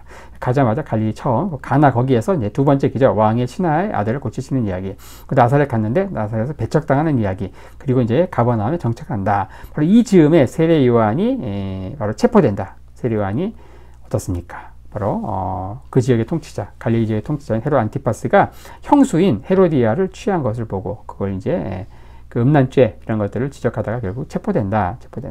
그리고 이제 펼쳐지는 많은 사역들, 4명의 제자를 부르고 안식일에 귀신들을 고치고, 그리고 베드로 장모와 병자를 고치고, 그다음에 이제 여름 이제 건기에 맞아가지고 1차 갈릴리 여행을 하고, 그때 이제 문둥병자 고치는 이야기가 성경에 하나 기록되어 있고, 가버나움 돌아왔을 때 또 중풍병자 고치는 이야기, 그리고 마태를 부르고 3가지 비유로 금식 대신 잔치하는 제자들을 변화하시는 이야기가 언급되어 있습니다. 이렇게 하면서 예수님 공생의 1년차 사역을 바로 6월절을 기준으로 해가지고 주 28년 6월절 시작, 그리고 주 29년 6월절, 그리고 유대와 갈릴리 지역별로 해서 이렇게 순차적으로 연대기 순으로 간략히 살펴봤고요. 이렇게 이제 갈릴리 공생에서 1년차를 마치면서 여기서 또 좀 특별히 좀 살펴봐야 될 몇 가지 주제를 좀 살펴보겠습니다. 메시아 대망 사상 굉장히 중요합니다. 예수님의 사역을 이해하는 데 있어서 메시아 대망 사상 요거를 이제 터지기 일보 직전에 어떤 메시아 대망 사상, 메시아의 호프 요거에 대해서 이제 살펴볼 필요가 있는데, 예수님이 사역하신 이 주 1세기는 유대 땅에서 메시아 대망 사상이 어떤 절정에 달했다. 절정. 그래서 메시아라는 건 뭐예요? 기름 부은 자라는 뜻인데, 이게 이제 구약 시대는 어떻습니까? 선지자나 대제사장, 왕에게만 특별하게 적용되는 의미였는데, 이 메시아라는 의미가 기름 부음 받은 자, 이게 구약 시대는 선지자를 메시아라고 했고, 대제사장, 왕을 이제 메시아. 근데 이 메시아 의미가 시간이 지나면서 변천이 되고, 예수님 당시에는 이제 어떤 특정된 이미지가 있었다는 거예요. 자, 이사야 후반부로 가면서 어때요?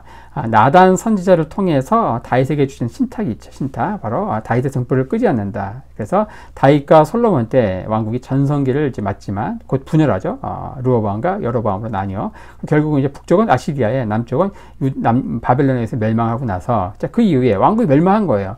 그리고 나단 선지자를 통해서 다윗의 등불을 끄지 않는다고 했는데, 근데 왕국은 멸망했잖아. 이런 아이러니 상황에서 이걸 해석을 하는 거예요. 이 선지자들이 이사야서 후반부에 다시 오실 또 다른 여호와의 종 이야기가 이사야서 후반부에 언급되어 있죠. 그 대표적인 그 종에 대한 이야기가 이사야서 53장에 언급되어 있죠.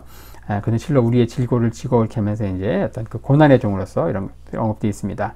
자, 그리고 나서 이제 에스겔서 다니엘 선지자에 의해서, 에스겔은 이제 이 메시아를 어떻게 얘기하는가? 다윗보다 더 위대한 왕, 또 진정한 의미에서 하나님께 기름 부음 받는 자로 언급하고 있고, 다니엘은 그 메시아로 인해서 이제 세워질 영원한 왕국, 또 왕국에 대해서 이제 언급하고 있습니다. 그리고 요게 이제 마카비 왕조, 이때 엄청난 박해가 있었거든요.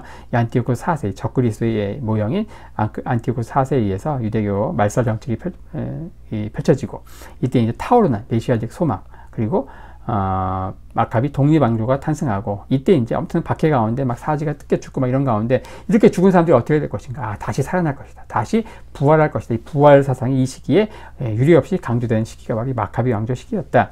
자, 그리고 나서 이제 예수님 당시 로마 시대에는 한껏 무르익은 메시아 대망 사상, 절정에 달한 메시아 대망 사상, 이런 것들이 이제 복음서에서 이렇게 기록되어 있습니다. 다양한 이름으로 뭐 하나님 나라, 그리고 이스라엘의 위로, 그리고 예루살렘의 구속, 이런 표현으로 이제 언급되어 있죠. 거듭나지 아니하면 하나님 나라를 볼 수 없다. 니고데모와 대화할 때 이게 다 이게 뭡니까? 니고데모도 왜 찾아온 거예요? 바로 메시아 대망 사상, 곧 이 말 하나님 나라, 메시아 왕국, 그런 것들 기대하면서 찾아온 거거든요. 그래서 그 당시에는 메시아 대망 사상이 너무 이제 한껏 타올라가지고 마치 터지기 일보 직전의 풍선과 같았다. 그래서 이 당시에는 메시아의 매자만 들어도 혹시 메시아가 아닌가? 저 양들이 가면서 매 하고 울어도 혹시 메시아가 아닌가 하면서 이제 많은 사람이 쳐다볼 정도로 그런 상황에서 세례 요한이 엄청난 사역을 하니까 어때요? 혹시 이 사람이 메시아가 아닌가 했다는 것이죠. 그리고 근데 문제는 뭐예요? 자, 우리 초기 제자들, 초기 부른 제자들은 예수님이 메시아인 걸 알았어요. 나다나엘도 그렇고 빌립도 그렇고 베드로도 그렇고 우리가 메시아를 만났다 다 그러잖아요. 다. 하지만 뭐예요? 이들이 생각했던 메시아는 뭐예요?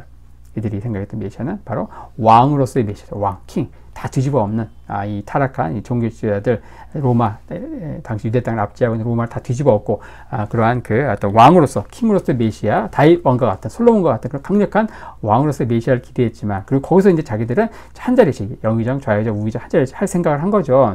하지만 어때요? 또 다른 메시아가 있죠. 어떤 종으로서 서번트로서의 메시아가 있다. 근데 우리는 잘 알죠. 예수님이 이제 초기에는 어때요? 처음 오셨을 때 초림주 로서 예수님의 사역은 뭐예요? 바로 종으로서의 사역이다. 종. 심지어 자기 목숨을 대성물로 내어주는 그런 종으로서의 사역이었고, 근데 다시 이제 십자가에 죽으시고 부활 승천하신 이후 다시 오실 그 재림주로서 오시는 그 메시아는 뭐예요? 바로 왕으로서의 사역이죠. 그러니까 종과 왕으로서의 두 가지 메시아의 이미지가 이 이사야서를 비롯한 각종 선지서에 오버랩돼서 언급돼 있어요.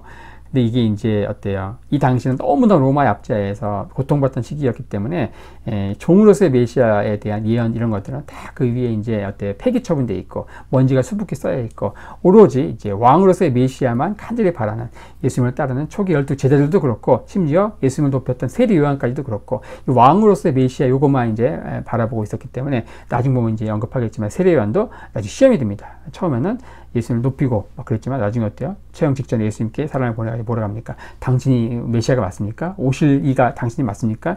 이런 얘기를 하죠. 왕으로서의 메시아 이런 것만 생각하니까 예수님 뭐 하는 거예요? 자꾸 이제 이 박해받는 자, 이런 그 소외된 자, 아웃사이더들, 불황자들 이런 사람들 상처를 싸매주고 이랬던 종으로서의 사역만 하고 있는 거예요. 그래서 이런 왕으로서의 사역, 왕으로서의 메시아와 종으로서의 메시아가 있는데 어쨌든 이 초기 제자들은 예수님을 따랐던 이 제자들은 그 공생의 사역 초기부터 예수님을 메시아로 알고 따랐다. 하지만 이 공생의 사역 3년 기간 동안 예수님이 하신 사역의 한마디, 커리큘럼 한마디로 얘기하면 뭐냐? 이들의 잘못된 메시아가 지금은 아니야. 아직 때가 아니야. 지금은 내가 종으로서의 메시아이고 그 다음에 나중에 예를 들면 장로들에게 버림받고 그다음에 죽고 이제 승천할 텐데 다시 올 때 그때 이제 왕으로서 메시아가 될 거야. 이들의 어떤 잘못된 메시아관, 그래서 왕으로서 메시아관에 매몰되어 있던 이들의 잘못된 메시아관을 교정하는 작업, 이게 3년간의 공생의 사역을 통해서 펼쳐진 것이다. 이 종으로서 심지어 십자가에 죽는 그런 그 종으로서 메시아의 길을 가는 자신의 사역을 가르치는, 이게 예수님의 공생의 사역의 가장 핵심 과제였다. 예수님 당시 시대에 그 사색 당파에 대해서 살펴보겠습니다. 이 메시아 대망사상, 곧 메시아의 통치가 임할 텐데, 그래서 어떻게 해야 되는가? 우리가 가만히 넉넉히 기다려야 되는가? 그렇지 않죠. 그래서 이제 네 개의 종파가 각각 이제 이렇게 해야 된다 하고 이제 방법을 제시한 거예요. 바리새파 같은 경우는 우리 열심히 율법을 지켜야 된다. 이 모세오경에 나오는 613개 율법을 철저하게 우리 이스라엘 본토에 살고 있는 유대인들이, 이스라엘 사람들이 다 이거를 단 하루라도 다 지키고 있으면은 바로 그때 메시아가 오실 것이다. 율법 준수. 왜 하는가? 바로 메시아의 그 도래를 앞당기기 위해서 하는 거예요. 그리고 에스네파 같은 경우는 뭐예요? 메시아의 그 통치를 기다리기 위해서 광야에서 속세를 버리고 광야에서 독자적인 공동체를 이루고 거기서 철저한 그 금욕적인 생활을 하면서 메시아의 왕국을 기다렸다. 그리고 열심당 같은 경우는 어때요? 무기를 들고 마치 이전에 마카비 일각을 했던 것처럼 당시 이제 시리아 안티오코스 4세로부터 어때요? 벗어나기 위해서 무기를 들고 이제 일어났잖아요. 봉기를 했고 그리고 성공했잖아요. 그래가지고 마카비 왕조가 탄생하는데 마치 그것처럼 우리도 메시아의 도래를 이제 준비하기 위해서 뭘 해야 되는가? 바로 무기를 들고 싸워야 된다. 이게 바로 이제 열심당입니다. 열심당. 그리고 사두개파 같은 경우는 뭐예요? 사두개파 이들은 이제 희생제사, 성전에서 드린 희생제사, 이게 이제 철저하게 이제 드려지면서 그래야만 메시아가 오신다. 그래서 각각 이제 바리새파, 사두개파, 열심당, 사두개파로 불리는 이런 그 사색당파들은 각각 강조한 게 다르다는 거야. 이게 다 뭐냐? 이게 다 이제 결국 메시아의 도래를, 메시아의 통치를 이제 기다리는, 우리가 넉넉히 아무것도 하지 않으면 안 되잖아요. 뭔가 해야 되는데 그 주장했던 그거에 따라서 이렇게 네 개의 사색당파, 사색종파가 이제 나뉜다는 것이죠. 각각을 좀 디테일하게 살펴보면은 바리새파 같은 경우는 세상과 죄로부터의 분리에 대해서 이제 이야기하죠. 철저하게 분리. 근데 바리새파, 페러스, 여기 히브리어는 푸르심이네요. 푸르심, 여기 이제 뭐냐? separate from, 뭐로부터 분리된다. separate from을 의미합니다. 몸으로부터 분리된, 세상으로부터, 죄로부터 분리된다. 그래서 이 바리새파의 유래는 뭐냐? 바로 마카비 황제의 시작. 시몬, 이때부터 시몬. 그리고 그 아들 요한 힐카누스, 아리스토블루스 1세, 알렉산더 안네우스, 살로메, 알렉산드라 쭉 이어지는 이 이야기는 우리가 이제 신구약 중간서 1편에서 언급했으니까 그거 다시 한번 좀 복습하시고요. 자, 이 시몬 때는 바리새파가 여당이었습니다. 근데 이제 그 이후 요한 힐카누스 이후에 그 사두개파가 이제 계속 이어지죠. 3대에 걸쳐가지고. 그리고 나서 이때 바리새파가 대규모로 이제 봉기를 일으키고 이때 봉기를 주도했던 600명의 바리새파 지도자 랍비들이 십자가 처형을 당하고요. 그리고 나서 이제 살로메 알렉산드라 때 바리새파가 다시 집권하고 이렇게 하면서 마카비 왕조 통치기에는 이 바리새파와 사두개파가 이제 교대로 여당과 야당, 지금의 어때요? 국민의힘과 어떤 그 더불어민주당이 이제 어때요?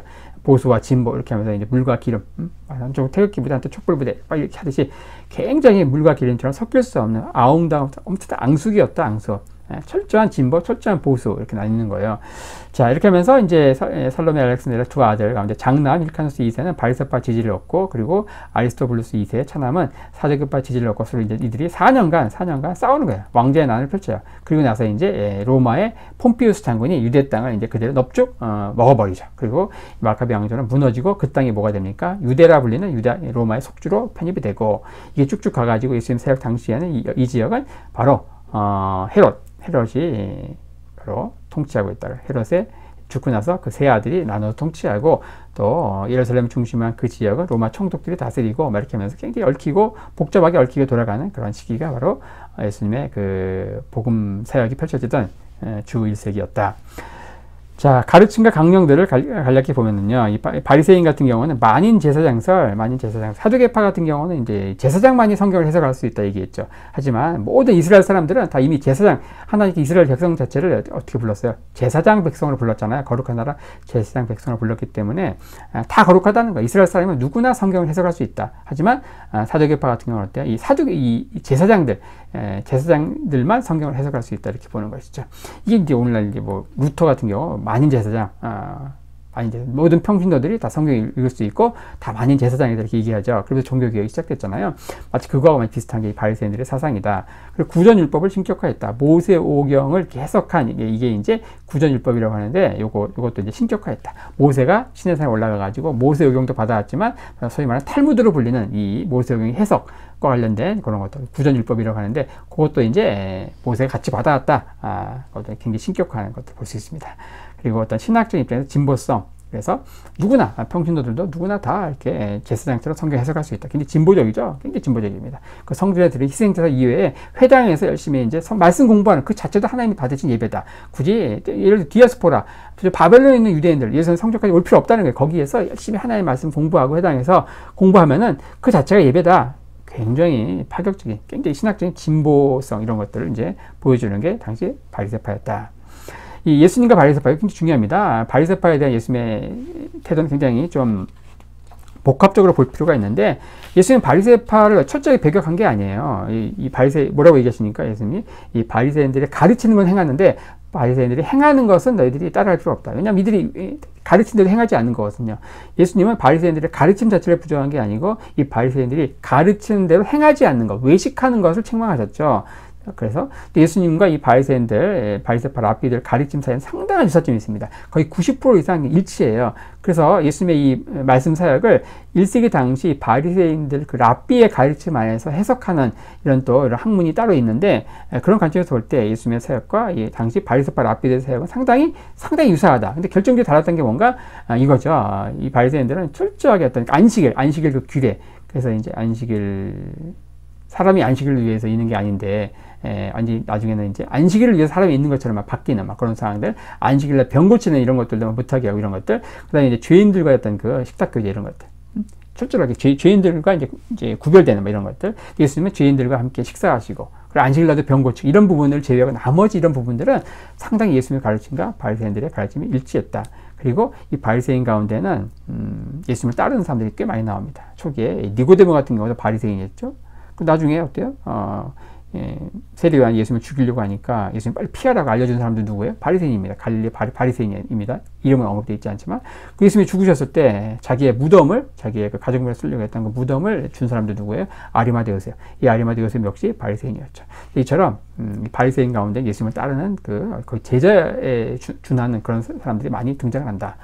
자, 하지만 이제 뒤에 살펴볼 이 사두개파 같은 건 전혀 그렇지가 않죠. 이 사두개파는 철저한 모세의경 신봉자들입니다. 자, 이들은 이제 이 사두개 이걸 이제 수두킴이라고 하는데 그 사독, 다윗왕 때 제사장이었던 사독 여기에서 기원한 것으로 보고 사독의 후예라고 이제 스스로 이야기하고 부유한 이 제사장들 또 귀족 계층을 중심으로 이루어져 있기 때문에 자기들만이 이제 성경을 해석할 수 있다고 보는 거예요. 당연히 바리새인들은 바리새파는 지지하는 사람들은 뭐예요? 모든 평민들도 성경을 잘 알면 랍비가 될 수 있고 성경을 해석할 수 있다고 주장했으니까 많은 이제 민초들은 뭘 지지했겠어요? 바리새파를 지지했을 것이고 소수의 이 한 줌밖에 없는 요 제사장 그룹들은 다 사두개파를 지지하는 것이죠. 하지만 숫자는 적지만 이들은 이제 어때요? 굉장히 영향력이 많죠. 여러분들 이제 한 여의도에 모인 이제 여기 광화문에 모인 한 100만 명보다 이건희, 이재용, 정주영 이런 한 사람이 더 파워가 있잖아요. 마치 그런 것처럼 이 사두개파 같은 경우는 바로 이런 부유한 이런 그 사람들 중심으로 있었기 때문에 숫자적으로 많지 않았지만 이들의 영향력도 만만치 않았다. 이들은 자신들의 어떤 기득권이 있었기 때문에 이방 권력과 적극적으로 협력했다. 그래서 정치적인 어떤 현실주의자. 그래서 당연히 로마에 붙어가지고 또 기득권을 유지했기 때문에 친로마파 인사들이 굉장히 많았다. 이들의 이제 가르침과 강령들, 이들은 율법은 어떤 희생제사와 관련된, 성전에서 드리는 희생제사와 관련된 것만 인정했고, 성경은 이제 다른 선지서 이런 것도 인정하지 않습니다. 모세오경만 인정하죠. 모세오경. 이들은 또 부활도 인정하지 않아요. 부활. 그래서, 나중에 예수님께서 이제 이 부활이 없다 하는 사두개인들과 이제 논쟁할 때 모세오경 언급되는 아브라함의 하나님, 이삭의 하나님, 야곱의 하나님 이야기하면서 모세오경에 나오는 표현이잖아요. 그리고 하나님은 산자의 하나님이다. 아브라함, 이삭, 야곱. 다 이미 살아있다는 게 지금 산자의 하나님. 그러면서 부활을 이제 모세오경을 가지고 설파하는 그런 부분들이 나오죠. 신학적인 보수성. 이들은 이제 성전에서 드리는 희생제사, 그것만이 이제 예배라는 거예요. 그래서 디아스포라 세계에 있는 모든 유대인들도 바벨론에 있는 유대인들도 다 와서 예배드려야 된다. 여기서 예배드려야 된다. 여기서 이 장소에서 예배드려야 된다. 그걸 강조했기 때문에 또 신학적인 보수성, 경직성 이런 것들. 또 오늘날 얘기하면 온라인 예배 이런 것들 얘기할 수 있습니다. 그래서 성전에서 예배당에 와서 드리는 예배만 예배다. 집에서 온라인에 드리는 건 예배가 아니다. 바리새인 같은 경우는 어때요? 온라인 예배를 또 그것도 예배다 하는 거예요. 그리고 이 사두개파 같은 경우는 그렇지가 않죠. 이런 식으로 이런 논쟁들은 이제 지금도 있지만 예전부터 있었다. 역사는 반복된다. 이런 것들도 볼 수가 있죠. 자, 이 예수님과 사두개파, 예수님의 사역이 시종일관 적대적이었다. 이 바리새파 같은 경우는 예수님의 가르침과 이 바리새인들의 가르침이 상당 부분 일치했다.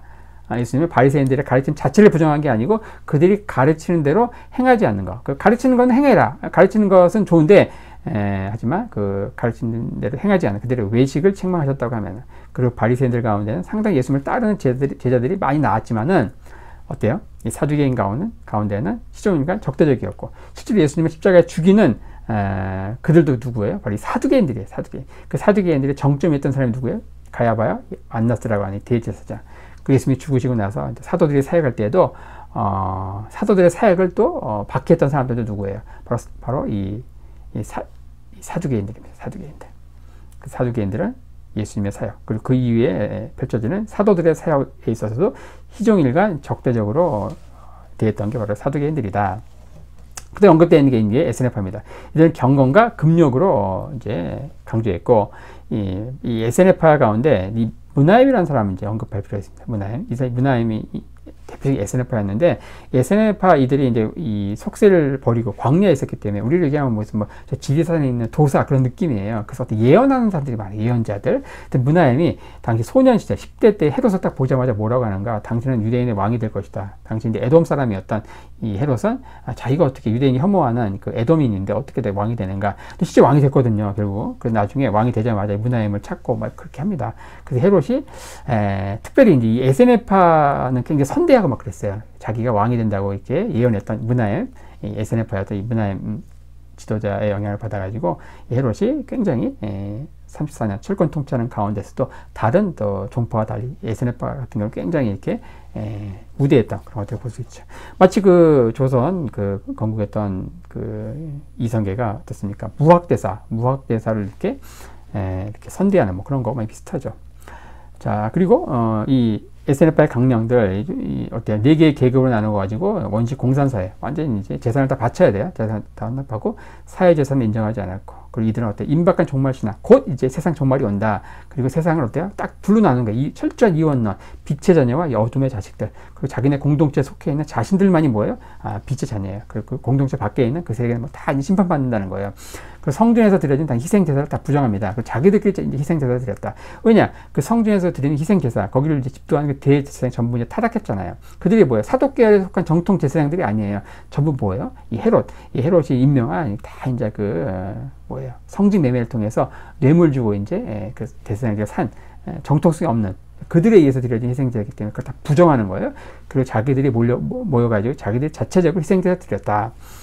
철저한 금욕적인 생활을 했고, 주로 이제 뭘 했는가? 성경을 필사했다. 성경 필사. 이들이 이제 기록한 이들의 그 쿰란에 있던 이 에세네파 공동체, 이들이 기록했던 이 성경, 양피지에 기록했던 성경 사본이 많이 들어보던 사회 사본입니다. 사회 사본. 자, 그리고 이 에세네파와 이 세례요한도 아마도 세례요한 역시 에세네파 공동체의 주요 구성원이었을 것이다. 에세네파 최대 리더였던 4개의 계급이 있었다고 했잖아요. 제1계급이 뭐였는가? 지도자 그룹에 있던 게 바로 제사장 가문입니다. 제사장 가문. 근데 세례요한도 어때요? 제사장이잖아요. 제사장 가문. 아버지 사가랴가 제사장이었죠. 그리고 이들은 결혼하지 않았기 때문에 주로 제사장 가문의 고아들을 입양을 합니다. 그래서 세례요한 역시 아버지 사가랴와 엘리사벳이 나이 많아서 아이를 얻게 되죠. 그리고 나서 일찍 죽었을 것이다. 그리고 이제 제사장 가문에 이제 고아가 됐을 것이고, 그들을 입양에다가 이제 키운 게 에세네파였기 때문에 세례요한 역시 일찍이 고아가 되었을 가능성이 있고, 그리고 에세네파에서 초기에 자랐을 가능성이 많다. 세례요한의 주된 활동 무대가 유대 광야였는데, 유대 광야 여기 에세네파 공동체가 있었다는 것이죠. 그리고 이 세례요한과 에세네파가 행했던 정결례, 물속에 들어갔다 나오는 침례, 세례, 이게 바로 이 에세네파가 주로 행했던 예식이고, 요한 역시 나와서 생각하는 게 뭐예요? 주로 이렇게 침례를 주는 거예요. 세례를 주는 겁니다. 그래서 이런 여러 가지 면에서 볼 때 이 에세네파와 세례요한의 연관성을 또 볼 수 있다. 자, 그리고 나서 마지막 종파인 열심당 같은 경우 어때요? 무기 들고 프리덤. 자, 열심당은 어때요? 히스기야 그 아들 이제 열심당의 조상입니다. 헤롯에 의해서 처형되는데, 그리고 그 아들이 유다에 대한 이야기가 요한 사도행전 5장에 나옵니다. 사도들이 이제 박해받을 때 어떻습니까? 가말리엘이 나타나가지고 얘기할 때, 저 갈릴리의 유다 얘기하면서 많은 사람들이 따랐지만 어때요? 나중에 이게 하나님의 뜻이 아니니까 다 사라졌다. 그러면서 이 사역이 이 하나님으로 말미암은 거면 당신들이 하나님 대적하는 것이야. 그리고 하나님으로 말미암은 게 아니면 남이 냅둬 스스로 없어질 것이야 하면서 이 사도들 간접적으로 변호할 때 바로 갈릴리의 유다 얘기가 나옵니다. 그 유다가 바로 이 사람이죠. 이 사람이 이제 손자가 어때? 손자가 엘라살인데, 이 사람이 뭐예요? 마사다에서 최후 황전을 벌이고 전원 자결했다. 그 유명한 그 사람입니다. 이렇게 하면서 뭐 이렇게 히스기야로 시작되는 이 열심당원의 계보를 보고 계시는데, 열심당의 강령은 뭡니까? 이 바알세파가 많이 비슷해요. 하지만 다른 게 뭐예요? 이 바알세파 같은 경우는 무릎 꿇고 기도를 강조했다면은, 열심당원은 뭐예요? 바로 이 무기를 들고 일어섰다. 무기를 들고 싸운다. 이렇게 하면서 이제 4개의 종파, 바리새파, 사두개파, 에세네파, 열심당에 대해서 살펴봤고요. 그다음에 마지막 주제, 이 대제사장직을 둘러싼 이권 싸움. 이게 또 굉장히 중요한 주제다. 사복음서의 중요한 배경 가운데 하나가 대제사장이다. 대제사장은 원칙적으로 한 명이어야 되죠. 대제사장은 어때요? 아무나 하는 게 아닙니다. 바로 아론의 혈통, 사독에 쭉 이어지는 사독의 혈통이 죽을 때까지 하는 게 종신직으로 하고, 그다음에 죽고 나서 그 아들이 이제 세습으로 하는 거죠. 그래서 한 시대에 제사장이 2명이 있을 수가 없죠. 죽고 나서 그 아들이 하는 거니까. 그러니까 대제사장이 절대 2명이 있을 수가 없다. 근데 누가는 어때요? 누가 같은 경우, 역사가인 누가는 그 시대의 상황이 얼마나 타락했는가를 설명하기 위해서 종종 나오는 표현이 뭐예요? 대제사장들. 말이 안 되죠. 대제사장 한 명이어야 되는데, 누가 뭐 읽어보면요, 대제사장들이라는 표현이 굉장히 자주 나옵니다. 그리고 실제로 또 2명의 대제사장 이름이 언급되어 있죠. 안나스, 그의 사위인 가야바, 2명의 대제사장이 나오죠. 그 정도로 대제사장들을 둘러싼 극도의 부패와 타락이 심했던 시기가 바로 예수님의 사역 시기였고, 그래서 예수님이 바로 이 성전을 뒤집어 엎는 게, 그 타락의 그 핵심에 누가 있는가? 바로 대제사장이에요. 대제사장. 거기서 이제 받은 뇌물을 바로 로마 총독에게 바치고 이렇게 하면서 이제 정치와 종교가 완전히 그냥 결탁해가지고 타락했던 그 시기가 바로 주 1세기였다. 자, 그리스 시대의 제사장 어떻습니까? 시몬에서 오니아스 3세까지 이어지고 오니아스 3세, 이 오니아스 3세가 어떻습니까? 우리 제1강 신구약 중간에서 강의할 때 이 오니아스 3세가 바로 사독계열에 속한 마지막 제사장이었다. 정통 제사장. 그리고 그 동생 야손이 당시 시리아의 왕이었던 안티오코 4세에게 찾아가가지고 자기를 동생 자기를 이제 대제사장 시몬으로 임명해주면은 엄청난 이제 돈을 뇌물로 바치겠다. 그래서 결국 이 사람이 형의 대제사장직을 강탈해가지고 뇌물로 사죠. 이때부터 뭐가 되는 거예요? 대제사장직 성지 매매가 이때부터 시작한다. 그리고 야손의 이제 그 부하였던 메넬라우스라는 사람이 해마다 이제 뇌물을 바치러 가죠. 메넬라우스가 이제 어때요? 찾아가가지고 자기를 대제사장직 임명해주면은 야손보다 2배를 주겠다. 그리고 메넬라우스가 그 대제사장이 됩니다. 그래서 이 오니아스 3세 같은 경우는 어때요? 그 사독계열에 속한 마지막 제사장이고 야손 같은 경우는 합법적인 제사장. 여기는 이제 뇌물 주고 샀으니까 사독계열에 속한 이제 제사장이지만 불법적인. 그리고 메넬라우스 같은 경우는 최초의 비사독계 제사장입니다. 이때부터 뭐가 되는 거예요? 성지 매매가 시작되고 이때부터 사독계열이 아닌 돈 주고 이제 대제사장을 사고 파는 이런 시기가 펼쳐진 것이고, 알키무스라고 이 사람이 사독계열에 속한 제사장이 잠시 임명이 되지만 얼마 가지 못하고요. 그 이후에 이제 마카비 왕조가 탄생하면서 마카비 왕조 같은 경우는 왕이 대제사장직을 겸직했다. 사실 말이 안 되는 거죠. 왕이 대제사장직을 겸직할 수 있습니까? 구약시대 유다의 왕이었던 우시야가 어때요? 대제사장이 하는 그 분양하는 일을 하려고 하다 문둥병에 걸리잖아요. 그러니까 정치 지도자가 종교 지도자를 같이 겸할 수 있습니까? 말이 안 되는 거죠. 교황이 황제가 될 수 있으니까 말이 안 되죠. 근데 마카비 시대에는 마카비 통치자들이 대제사장직을 겸직했다. 그래서 이 사람들이 왕이면서도 대제사장이었던 거예요. 마카비 시대의 대제사장이 이렇고요. 그 다음에 이제 헤롯이 통치기에는 어떻습니까? 헤롯이 34년 통치하는데 이때 이제 총 7명의 그 대제사장이 나오죠. 뇌물 많이 주면 이제 계속 바꾸는 거예요. 어떤 사람은 1년 통치하는 1년. 여기도 1년 통치하고 1년. 그러니까 뇌물 많이 주면 또 바꾸고. 이렇게 하면서 전부 이제 그 성직을 매매해가지고 탄생한 대제사장들이기 때문에 얼마나 타락했는가. 그리고 뒤를 잇는 헤롯 아킬라우스 때는 또 이렇게 3명. 그리고 로마 총독 때에도 이렇게 많은 대제사장들이 나온다. 이 사람들이 전부 뭐 하는 거예요? 전부 뇌물을 바쳐가지고 대제사장이 되는 거예요. 그러니까 엄청나게 타락했던 시기. 그러니까 예수님이 예루살렘 갈 때마다 성전 뒤집어 엎을 수밖에 없는 거. 성전 뒤집어 엎는 게 연례 행사할 수밖에 없던 게 당시 대제사장직을 둘러싼 그런 타락상이 정말 크게 다뤘던 시기가 이 주 1세기라는 거예요. 그리고 아그리파 1세, 헤롯의 손자죠. 이때도 3명 있었고, 그리고 마지막 칼키스 헤롯이 있고, 아그리파 2세 때 마지막 대제사장이 누구냐?